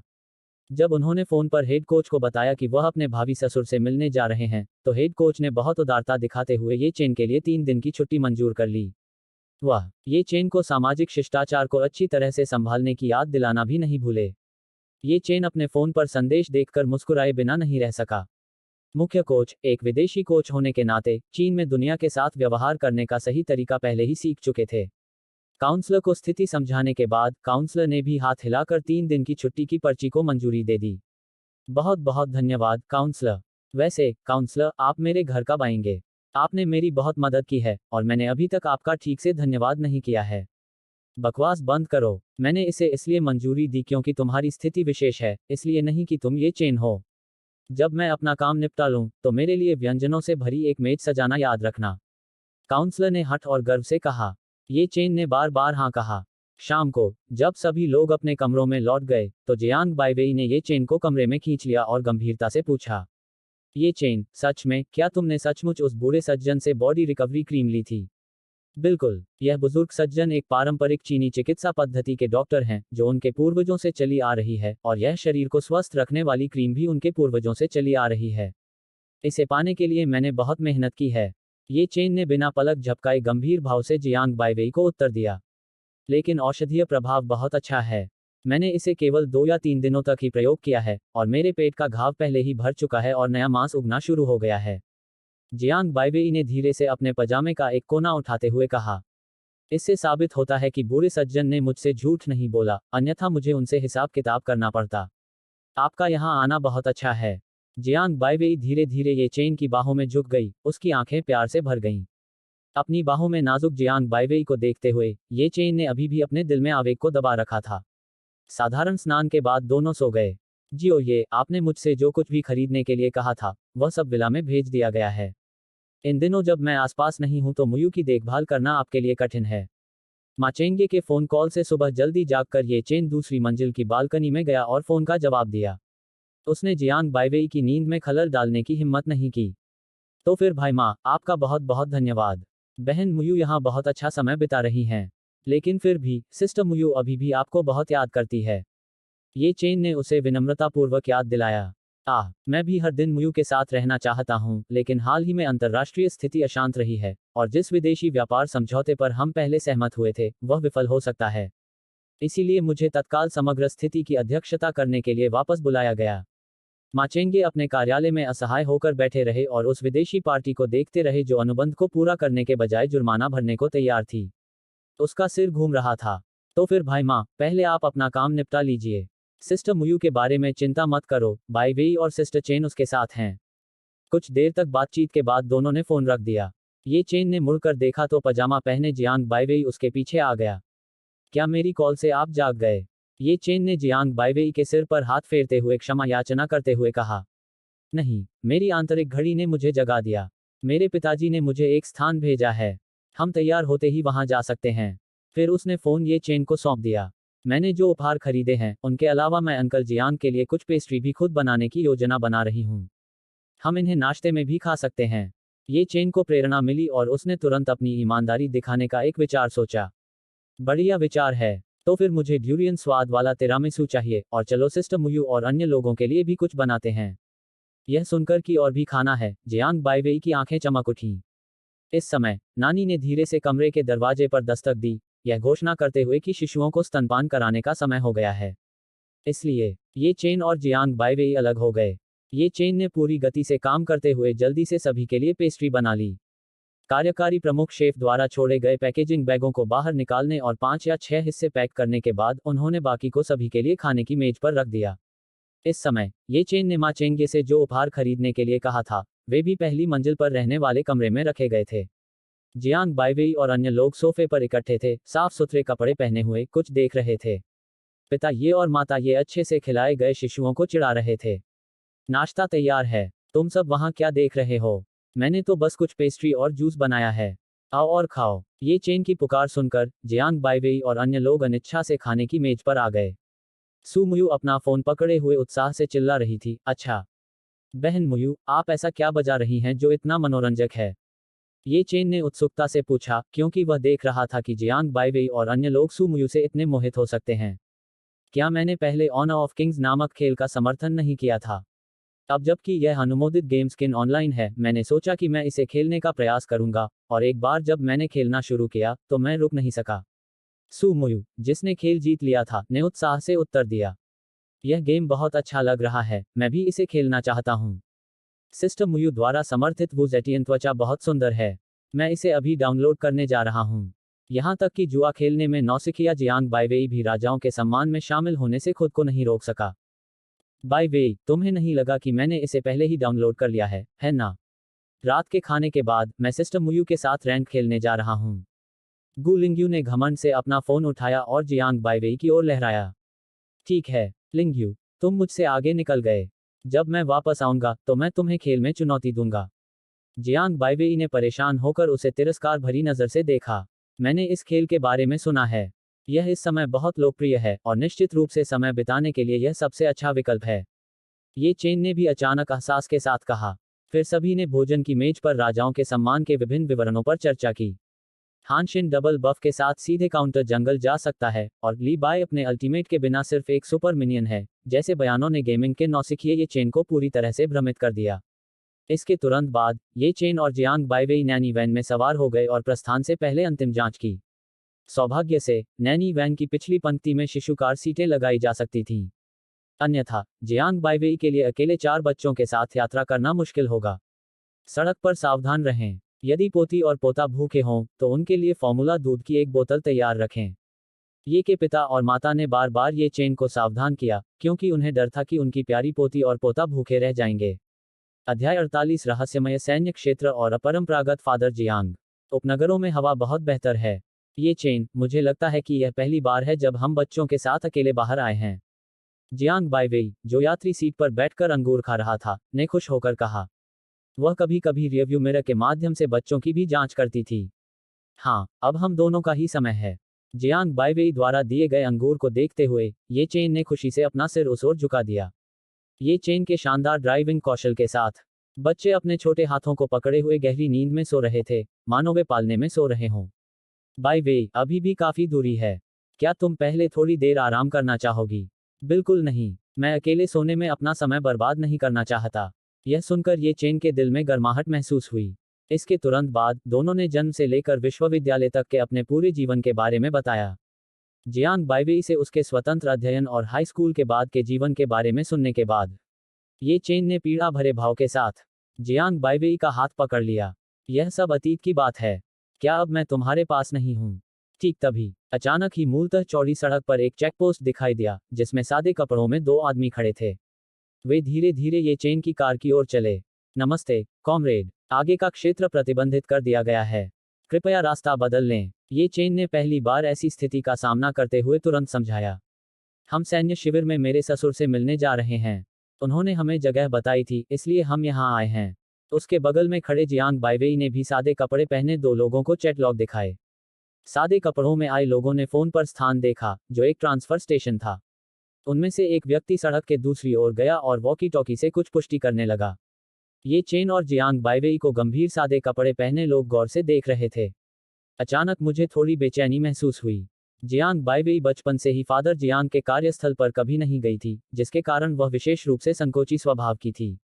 नमस्ते, कॉमरेड, ट्रांसफर स्टेशन से इसकी पुष्टि हो गई है। कृपया हमें अपना नाम बताएं। मेरा नाम ये चेन है और यह मेरी पत्नी जियांग बाइवेई है। बाहर ये चेन को उसे अपनी पत्नी कहते हुए सुनकर जियांग बाइवेई का चेहरा तुरंत लाल हो गया। नाम सही है, कॉमरेड ये और कॉमरेड जियांग, कृपया हमारे विशेष वाहन के साथ ट्रांसफर स्टेशन तक चलें और अपने निजी संचार उपकरण सौंप दो। जैसे ही सादे कपड़े पहने आदमी को वॉकी टॉकी से पता चला कि एक जोड़ा 4 बच्चों के साथ सेना से मिलने आया है और उसने बच्चों को पीछे की सीट पर देखा। यह मूल रूप से पुष्टि की गई थी कि ये चेन और उसका समूह आगंतुक थे। लेकिन नियमित रूप से उन्होंने उनसे उनके असली नाम पूछे। उन्हें सबसे अधिक आश्चर्य सिर्फ क्वाड्रुप्लेट्स को लेकर नहीं हुआ, बल्कि इस बात को लेकर हुआ कि सैन्य क्षेत्र में निजी वाहनों को सीधे प्रवेश की अनुमति दी गई थी। विशेष वाहन में स्थानांतरित होने के बजाय सादे कपड़े पहने व्यक्ति को यह अनुमान लगाना पड़ा कि वे किस उच्च पदस्थ नेता के रिश्तेदार थे। ये चेन ने आगे चल रही सैन्य जीप का सावधानीपूर्वक पीछा किया। रास्ते में ये चेन ने 5 या 6 छोटी बड़ी चौकियां देखीं, जिन्हें देखकर वह चिंतित हो गया। यह देखकर जियांग बाइवेई ने ये चेन का हाथ पकड़ लिया और उसे दिलासा देती रही। जैसे जैसे वाहन आगे बढ़ता गया, ये चेन वाहनों से भरे एक खुले स्थान पर पहुंचे, जो संभवतः वही स्थानांतरण स्टेशन था जिसका सादे कपड़ों वाले व्यक्ति ने उल्लेख किया था। ये चेन और जियांग बाइवेई की हैरान निगाहों के नीचे सादे कपड़े पहने आदमी कार से बाहर निकला और ये चेन और जियांग बाइवेई के फोन सैन्य वर्दी में एक आदमी को सौंप दिए। जब तक सैन्य वर्दी वाला आदमी करीब नहीं आया, तब तक ये चेन को याद नहीं आया। उस समय जब फादर जियांग उनके घर आए तो यह वही व्यक्ति था जो जीप चला रहा था। कॉमरेड जियांग, हम फिर मिलेंगे। मैं आपको बाकी रास्ता दिखाऊंगा। उस आदमी ने ये चेन को सलाम किया। ये चेन, इस अपरिचित वातावरण में एक परिचित को देखकर वे भी खुशी से मुस्कुराए और थोड़ा आराम किया। जैसे ही वाहन चला, एक और अनजान यात्रा शुरू हो गई। आधे घंटे के उतार चढ़ाव के बाद ये चेन ने अंततः सैन्य शिविर की रूपरेखा देखी।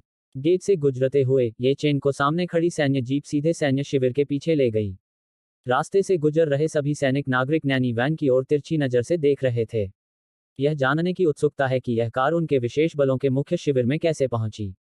हा हा हा हा, बाय वे, जियो ये तुम अंततः यहाँ हो। जैसे ही ये चेन ने कार पार्क की, उसने फादर जियांग को उत्साहपूर्वक वाहन की ओर आते देखा। अंकल जियांग, पिताजी। ये चेन कार से बाहर निकला और बड़े और छोटे बैग लेकर ट्रंक के पास गया। उन्होंने फादर जियांग का अभिवादन थोड़ी संकोच के साथ किया। मेरे 4 अच्छे पोते पोतियां कहाँ हैं, पोती? क्या तुम रास्ते में अच्छी तरह सोई? फादर जियांग, जो मूल रूप से ये चेन को कुछ सामान उठाने में मदद करना चाहते थे। मैंने बच्चों को पिछली सीट पर देखा और तुरंत सावधानी से कार का दरवाजा खोला। उसने अपनी छोटी पोती को उठाया, जो पहले ही जाग चुकी थी। सामने वाली कार का तेज तर्रार ड्राइवर तुरंत सामान उठाने के लिए अंकल जियांग की मदद करने के लिए आया। पिता जियांग और जियांग बाइवेई, प्रत्येक ने 2 बच्चों को पकड़ रखा था, एक तंबू की ओर चले गए। यह मेरा छात्रावास है, बस बैठने के लिए जगह ढूंढो।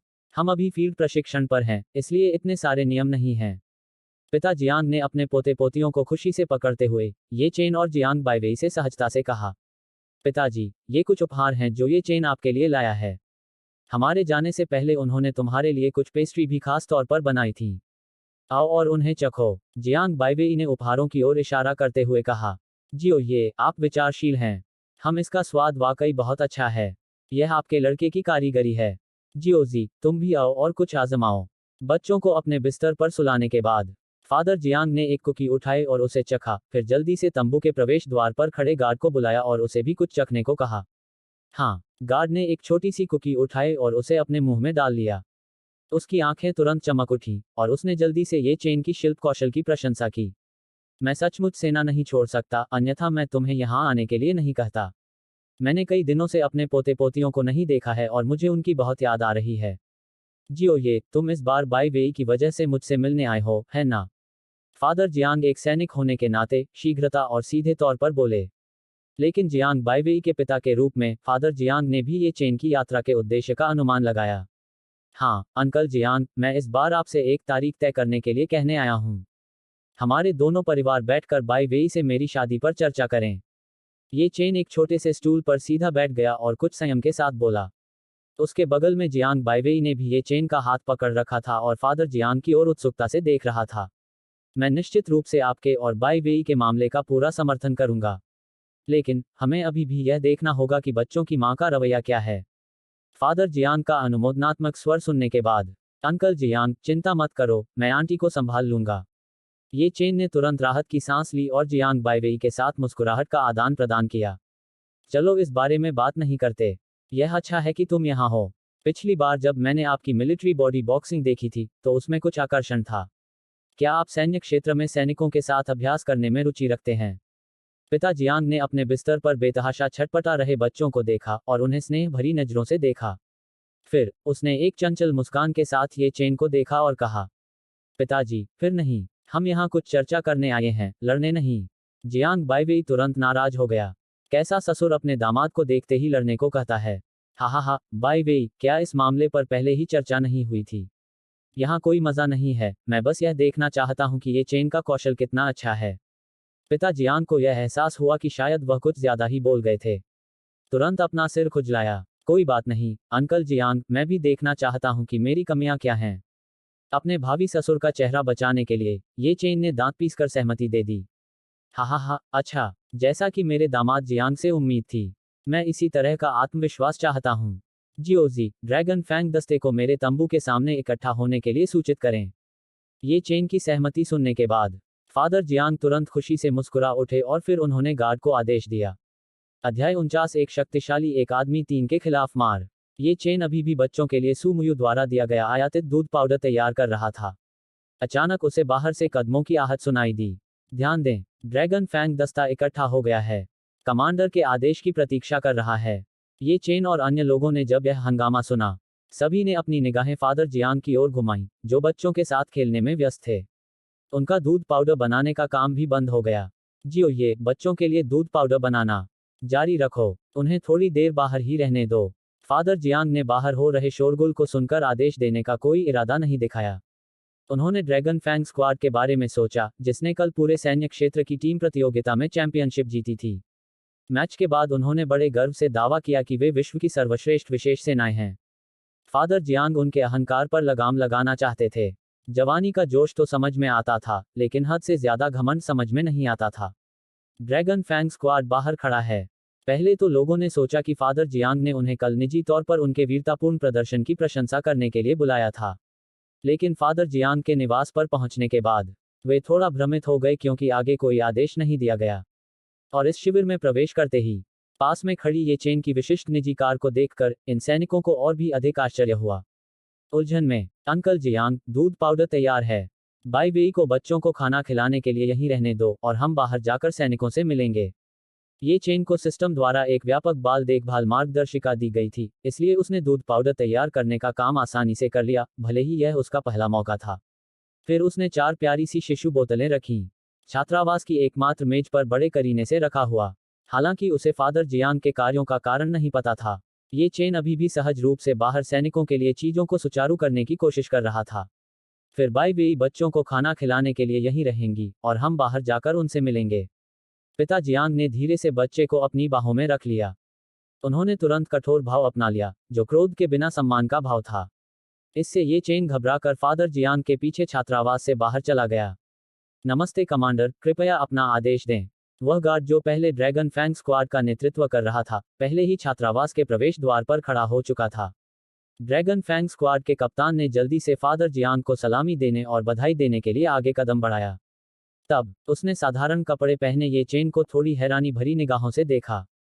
फादर जियांग के छात्रावास से बाहर निकलने के बाद वह अभी भी कठोर चेहरा बनाए हुए था, बिना कुछ कहे उन्हें देख रहा था। इससे नीचे खड़े सैनिक और भी अधिक सीधे खड़े हो गए। और ये चेन फादर जियांग के पीछे खड़े हैं। उन्होंने विश्वविद्यालय के सैन्य प्रशिक्षण के दौरान सीखे गए सभी बुनियादी खड़े होने के कौशल को भी तुरंत सामने ला दिया, जिसमें उनकी पिछली मुस्कान पूरी तरह से गायब थी। क्या तुम जानते हो कि मैंने तुम्हें बाहर क्यों खड़ा किया? ड्रैगन फैंग स्क्वाड के कप्तान को देखते हुए, जो अभी भी सलामी दे रहा था, और फिर यह देखते हुए कि ये चेन का रुख भी उचित था, उसने संतुष्टि के साथ ये चेन के कंधे पर थपथपाया और कहा, कमांडर, मैं रिपोर्ट कर रहा हूं कि ऐसा इसलिए हुआ क्योंकि कल के अपने उत्कृष्ट प्रदर्शन के कारण हम अति आत्मविश्वासी और अहंकारी हो गए थे। तो आपने हमें यहाँ चिंतन करने पर मजबूर कर दिया। तेज तर्रार ड्रैगन फैंग स्क्वाड कप्तान ने मामले को तुरंत समझ लिया।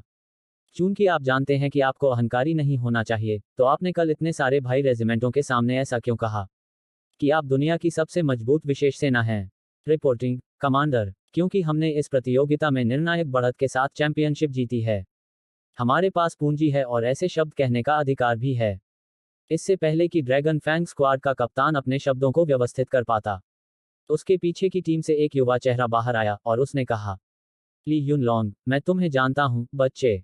आप भर्ती शिविर में विशेष बल प्रशिक्षण शिविर के लिए असाधारण रूप से चुने गए थे और फिर शीर्ष स्कोर के साथ ड्रैगन फैंग स्क्वाड में शामिल हो गए। इतने कम समय में वह हासिल करना जो दूसरों को करने में 4 या 5 साल लगते हैं, वास्तव में उल्लेखनीय है। तो फिर मुझे जोर से बताओ, क्या तुम सोचते हो कि तुम सैनिकों के सबसे ताकतवर राजा हो? फादर जियांग ने उस युवा सैनिक की ओर दिलचस्पी से देखा जो पंक्ति से बाहर निकल आया था, और फिर जोरदार आवाज में पूछा, हाँ, मैं सैनिकों का सबसे शक्तिशाली राजा हूँ। आत्मविश्वास से भरी दृढ़ आंखों से युवा सैनिक को देखते हुए ये चेन तुरंत उसकी आभा से हिल गया।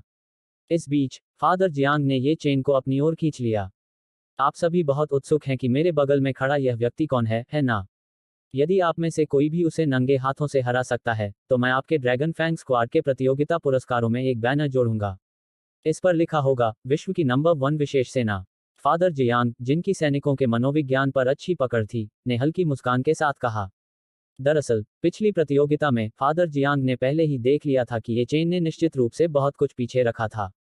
उस बच्चे की युद्ध शक्ति निश्चित रूप से ड्रैगन फैंग स्क्वाड में सभी से ऊपर थी। यह भी फादर जियांग की एक पत्थर से 2 शिकार करने की रणनीति थी। इससे उसके अधीन सैनिकों के अहंकार को दबाया जा सकता था और साथ ही ये चेन की पूर्ण क्षमताओं का परीक्षण भी किया जा सकता था। वैसे एक बात याद दिला दूं, वह कॉलेज के दूसरे वर्ष में ही है, इसलिए बहुत बुरी तरह मत हारना, ठीक है? यह कहने के बाद वह एक तरफ खड़ा होकर शो देखने का इंतजार करने लगा। और ये चेन, जिसे अचानक 1 दर्जन से अधिक आंखों ने घूरा, तुरंत ठंडे पसीने से तर हो गया। पिता जियांग, जैसा कि उनके भावी ससुर ने कहा था, पहले ही बोल चुके थे। इससे ये चेन मुश्किल स्थिति में आ गया और उसे अखाड़े में प्रवेश करने के लिए मजबूर होना पड़ा। चाचा जियांग, अगर मुझे सचमुच सैनिकों से लड़ना पड़ा, तो मैं पीछे नहीं हट सकता, आप जानते हैं। ये चेन, जो पहले से ही थोड़ा घबराया हुआ था, जब उसने अंकल जियांग से पूछा कि क्या उसे पूरी ताकत लगा देनी चाहिए, तो गलती से गलत बोल दिया। ये चेन की टिप्पणी सुनकर नीचे खड़े सैनिक ने कहा, जो मूल रूप से ये चेन पर नरमी बरतने का इरादा रखते थे ताकि उसे कुछ झटके न लगे, अचानक उन्होंने बिल्कुल भी पीछे न हटने का फैसला किया। मैं पहले जाऊंगा। माफ करना, सहपाठी। ली युनलोंग, जो अभी तक अपने स्थान पर वापस नहीं लौटे थे, सबसे पहले ये चेन के पास पहुंचे। फिर ड्रैगन फैंग स्क्वाड के अन्य साथियों ने ये चेन और जियांग बाईवेई के लिए एक खुली जगह साफ कर दी। ये चेन के पास कोई अन्य विकल्प न होने के कारण उसे युद्ध का रुख अपनाना पड़ा। ये चेन को रुख अपनाते देख प्रतिद्वंद्वी ने थोड़ी ताकत रोककर ये चेन पर हमला किया। एक सीधा मुक्का ये चेन की बांह की ओर आया।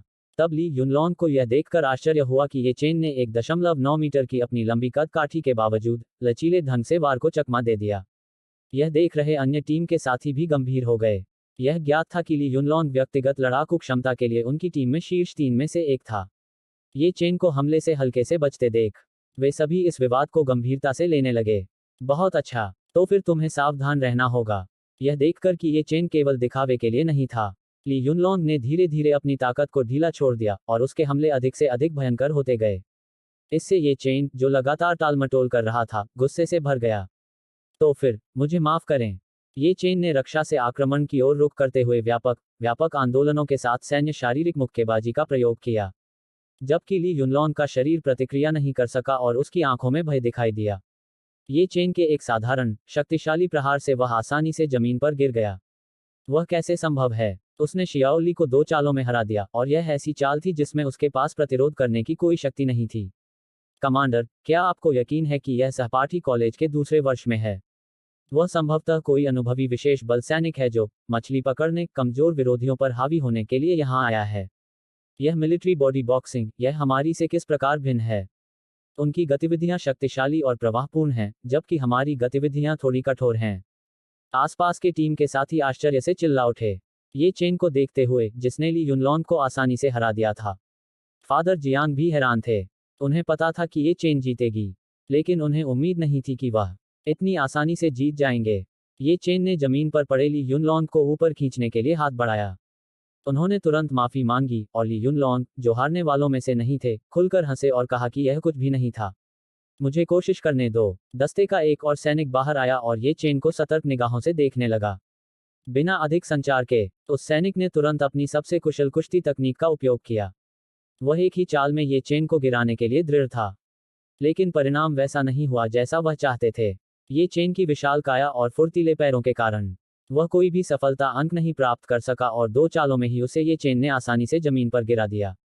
2 टीम साथियों को लगातार असफल होते देखना, बगल में बैठा कप्तान अब और शांत नहीं बैठ सकता था। वह मैदान में आया, ये चेन से आगे निकला और सैनिक को जमीन पर खींचकर बोला, सहपाठी, ड्रैगन फैंग स्क्वाड की ओर से मैं तुम्हें अंतिम चुनौती देता हूं। अगर मैं भी हार गया, तो हमारी टीम हारी हुई मानी जाएगी। पूरे सैन्य क्षेत्र में सबसे मजबूत विशेष बल इकाई के कप्तान के रूप में हे चेंगुआन की दुर्जेय ताकत को सभी ने मान्यता दी। जब उन्होंने यह कहा तो उनके किसी भी साथी ने कोई आपत्ति नहीं जताई। तो फिर मुझे माफ करें। ये चेन, यह जानते हुए कि यह अंतिम मैच था, तुरंत ऊर्जावान हो गया। उसने सोचा था कि ड्रैगन फैंग स्क्वाड उसे एक घूर्णनशील लड़ाई में शामिल करेगा, और उसने तुरंत ड्रैगन फैंग स्क्वाड के कप्तान के लिए सम्मान महसूस किया। हाँ, हे चेंगुआन, जो मिलिट्री बॉडी बॉक्सिंग में भी कुशल है, ने पिछले 2 मैचों में ये चेन की ताकत पहले ही देख ली थी। पूरे ड्रैगन फैंग दस्ते के सम्मान को ध्यान में रखते हुए, वह खुद को हारने नहीं देगा। इसलिए उसने पहले हमला करने का फैसला किया। हे चेंगुआन को देखकर, जिसने पहले ही ये चेन के साथ 5 चालें खेल ली थी, उसके साथियों को जीत की सुबह दिखाई देने लगी। जैसे ही टीम के साथियों ने सोचा कि कप्तान दबाव बनाकर यह मैच जीत सकता है, ये चेन ने एक तेज और जोरदार सीधा मुक्का मारा, जो सीधे हे चेंगुआन के पेट पर गिरा। वह चेंगुआन बल को अवशोषित करने के लिए पीछे झुक गया और जमीन पर गिर पड़ा। अध्याय 50, सैनिकों के राजा जो पूरी तरह से आश्वस्त थे और विनम्रतापूर्वक सलाह मांगते थे। यह स्थिति बहुत जल्दी बदल गई। इससे पहले कि उनके साथी खिलाड़ी कुछ प्रतिक्रिया कर पाते, उन्होंने देखा कि उनका कप्तान पहले ही जमीन पर पड़ा हुआ है। जमीन पर लेटे हुए हे चेंगुआन के चेहरे पर भी अविश्वास की अभिव्यक्ति थी। फिर, राहत की भावना के साथ, वह मुस्कुराया और अपना सिर हिलाया। वह धीरे धीरे जमीन से ऊपर उठा। ताली, ताली, ताली। अब आप समझ गए होंगे कि इसका क्या मतलब है कि हमेशा कोई न कोई बेहतर व्यक्ति मौजूद रहता है ना? फादर जियांग, जिन्होंने पूरी प्रक्रिया देखी थी, ये चेन की सराहना करने से खुद को रोक नहीं सके। उन्होंने इस अवसर पर सैनिकों को डांट भी लगाए। जियो जी, ये चेन द्वारा बनाई गई पेस्ट्री लाओ और उन्हें सैनिकों में बांट दो। बाद में दोपहर के भोजन के लिए रसद विभाग को सूचित करें कि मैं किसी और से खाना बनवा लूंगा। यह कहने के बाद फादर जियांग ये चेन के पास गए और उसके कपड़ों से रेत के कुछ कण थपथपाए। इससे ये चेन को तुरंत थोड़ी शर्मिंदगी महसूस हुई। अभी आपके प्रदर्शन के आधार पर आप बैनर के बारे में भूल सकते हैं। और अब यह मत कहिए कि आप दुनिया के सबसे शक्तिशाली विशेष बल हैं, आपके अंदर इस दुनिया के प्रति विस्मय की भावना होनी चाहिए। बाद में मेरे साथ कैफेटेरिया में लंच के लिए चलो। तुम सब जहां हो वहीं आराम करो। फादर जियांग ने ये चेन को वापस छात्रावास में खींच लिया। बाहर लड़ाई की आवाजें सुनकर जियांग बाइवेई थोड़ा चिंतित हो गया और उसने तमाशा रोकने के लिए दरवाजा खोलने की हिम्मत नहीं की। वह छात्रावास में चिंतित होकर चहलकदमी कर रही थी। ये चेन को सुरक्षित और स्वस्थ लौटते देख उसने अपनी छाती थपथपाई और राहत की सांस ली। पिताजी, ये चेन आपका सैनिक नहीं है। तुम अपने दामाद को रोज कैसे ट्रेनिंग दे सकते हो? अगर तुमने ऐसा दोबारा किया तो मैं तुमसे बात नहीं करूंगी। जियांग बाइवेई ने थोड़ा गुस्से में तुरंत अपने हाथों को अपने कूल्हों पर रख दिया और चिड़चिड़ाते हुए कहा, मेरी प्यारी पोती, मैं बस यह देखना चाहता था कि ये चेन का कौशल कितना अच्छा है। मुझे उम्मीद नहीं थी कि यह इतना बड़ा आश्चर्य होगा। पिता जियांग, जो बाहर गंभीर थे, ने गुस्से में जियांग बाइवेई को देखकर तुरंत मुस्कुराहट का भाव बना लिया। फिर उन्होंने जियांग बाइवेई के हाथ से बच्चे की बोतल ले ली और अपनी पोती और पोते को दूध पिलाना जारी रखा। जियांग बाइवेई ये चेन के पास आए और ध्यान से जांच की कि कहीं वह घायल तो नहीं है। उसने बड़ी सावधानी से उसके कपड़ों में रेत के कुछ अस्पष्ट कणों और सिलवटों को चिकना किया। उसने चिंता के साथ ये चेन से पूछा कि क्या उसे कहीं भी असहज महसूस हो रहा है। यह ठीक है, सैनिक पीछे हट रहे थे। उन दोनों ने अपने भावी ससुर के सामने खुलेआम अपना स्नेह प्रदर्शित किया। इसी समय कमरे के बाहर से सैनिकों की आवाजें आईं। ये पीली चीज क्या है? ये बहुत स्वादिष्ट है, मेरे मुंह में एक खुशबू छोड़ रही है। उफ, मुझसे ऐसे मुंह से बात मत करो जिसने ड्यूरियन उत्पाद खाए हों, मैं उस गंध को बर्दाश्त नहीं कर सकता। उस चीज को कुकीज कहते हैं। जंगली सुअर बढ़िया चोकर की कद्र नहीं कर सकता। अगर तुम्हें पसंद नहीं तो मुझे दे दो। यह तिरामिसू अब भी सबसे अच्छा है। यह मीठा तो है पर ज्यादा गाढ़ा नहीं। ऐसा लग रहा है जैसे इसे किसी पेस्ट्री मास्टर ने बनाया हो और यह अब भी गर्मागर्म है। ड्रैगन फैंग स्क्वाड ने फादर जियांग द्वारा वितरित पेस्ट्री खाई। उनके मुंह बंद नहीं हुए, वे लगातार पेस्ट्री की प्रशंसा करते रहे। जब ये चेन और जियांग बाइवेई ने यह सुना तो उनके दिल खुशी और उपलब्धि की प्रबल भावना से भर गए। जियो, ये आज का लंच बनाने के लिए मुझे अभी भी तुम्हें परेशान करना पड़ सकता है। लड़ाई खत्म हो गई है और हमें कुछ आभार प्रकट करना चाहिए। यह सुनकर ये चेन तुरंत फादर जियांग के इरादे को समझ गया। वह स्वादिष्ट भोजन का उपयोग करके सैनिकों के साथ दूरी को जल्दी से पाटना चाहता था। वह तुरंत कैफेटेरिया में चला गया। गार्ड दरवाजे पर खड़ा था। कुछ ही देर में ये चेन की नज़र टैंक से बने अस्थायी रसोई घर पर पड़ी। कई रसोइयों की उलझन भरी निगाहों के बीच वह एक चूल्हे के पास पहुंचा। गार्ड जी, मैं सामग्री लेकर तैयार हूं। कृपया निर्देश दें। एक मध्यम आयु वर्ग के बुजुर्ग ने एप्रन पहन रखा था और गंभीरता से कहा, अभी और कुछ नहीं है। तुम सब दोपहर का खाना बनाना शुरू करो। यह कहने और खाना पकाने वाले दस्ते के प्रमुख और ये चेन को कुछ सरल निर्देश देने के बाद वह जल्दी से फादर जियांग के छात्रावास में लौट आया। दस्ते के नेता, जिनके पास कुछ सैन्य प्रशिक्षण था, ने अपने संदेह को दबा दिया और ये चेन के साथ सक्रिय रूप से सहयोग किया, जो नागरिक कपड़े पहने हुए थे। कॉमरेड, क्या आपको कुछ और चाहिए? खाना पकाने वाले दस्ते के प्रमुख ने ये चेन से सख्ती से कहा। इससे ये चेन चौंक गया, जो दोपहर का भोजन तैयार करने के बारे में सोच रहा था। फिर वह पीछे मुड़ा और पूछा कि क्या कोई अतिरिक्त एप्रन है। जब सारी तैयारियां पूरी हो गईं, तो ये चेन को एक बड़े कड़ाही स्पैचुला और एक बड़े लोहे के कड़ाही का उपयोग करते हुए एक साथ 1 दर्जन से अधिक लोगों के लिए खाना बनाते हुए देखा गया। इससे ये चेन को एक अनोखी चुनौती और अनुभव मिला। खाना पकाने वाली टीम के बाकी सदस्य ये चेन को बड़ी सहजता से बड़े वोक स्पैचुला चलाते हुए देख रहे थे। उनके मुंह खुले के खुले रह गए। यह जानना आवश्यक है कि सेना या कैफेटेरिया में व्यापक व्यवहारिक अनुभव के बिना इतने बड़े वोक स्पैचुला को आराम से संभालना असंभव होगा। न ही कोई इतनी विधिपूर्वक मसाला डाल सकता है। सभी की आश्चर्यचकित निगाहों के सामने ये चेन ने जल्दी से दोपहर का भोजन पूरा कर लिया। सेना में प्लेटिंग या प्रस्तुति पर ज्यादा जोर नहीं दिया जाता था। उन्होंने भोजन परोसने के लिए बड़े बड़े बर्तनों का इस्तेमाल किया और उसे वहां रखा जहां खाना पकाने वाले दल के प्रमुख ने संकेत दिया था।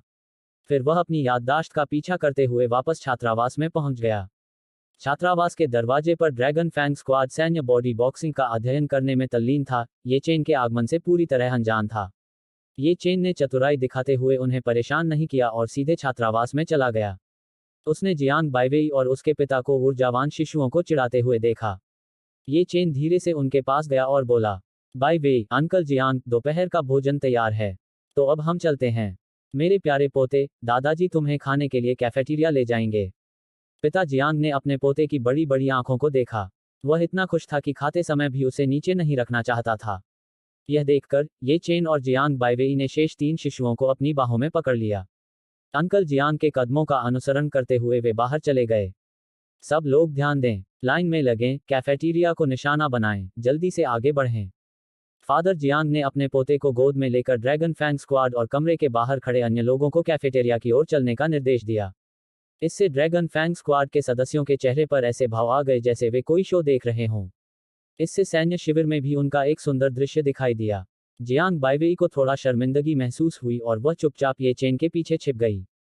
हालांकि उनकी गोद में मौजूद बच्चे उत्सुकता से केवल एक रंग वाली दुनिया को देख रहे थे। जब सभी लोग कैफेटेरिया में पहुंचे और अपनी सीटों पर बैठ गए, तो फादर जियांग ने अंततः बच्चे को अपनी गोद में रख लिया। आज वह दिन है जब मेरी पोती यूनिट में मुझसे मिलने आती है, और यह वह दिन भी है जब आपके ड्रैगन फैंग स्क्वाड ने हमारे सैन्य जिले को सम्मान दिलाया। फादर जियांग ने सबको बैठे देखकर कहा, तो आज मैंने सबको साथ में खाना खाने के लिए आमंत्रित किया। यह खाना भी मेरे होने वाले दामाद जियाओ ये ने खुद बनाया है। सब लोग जी भरकर खाएं। फादर जियांग द्वारा ये चेन की पृष्ठभूमि के बारे में सुनने के बाद दस्ते के सदस्यों ने अभी भी जिज्ञासा के भाव से ये चेन और जियांग बाइवेई को देखा, लेकिन उनका अधिक ध्यान 4 बच्चों पर था। जैसे ही सबने खाना शुरू किया, क्या ये अब भी वही तले हुए टमाटर और अंडे हैं जिन्हें मैं जानता हूँ? अंडों पर गाढ़ी टमाटर की चटनी लगी है और अंडों की मुलायम बनावट के साथ साथ मीठा खट्टा स्वाद मेरे मुंह में फूट पड़ता है। यह मछली की खुशबू वाला कटा हुआ सुअर का मांस भी ऐसे तरीके से तला हुआ है जैसा मैंने पहले कभी नहीं चखा। मैंने सचमुच देखा है कि रंग, सुगंध और स्वाद में परिपूर्ण होने का क्या मतलब होता है। आप सभी को यह ब्रेज्ड पोर्क जरूर ट्राई करना चाहिए। यह फैटी जरूर है, पर चिपचिपा नहीं, और इसका टेक्सचर तो लाजवाब है। एक चम्मच सॉस लेते ही मुझे ऐसा लगता है जैसे मैं 5 कटोरी चावल खा जाऊं।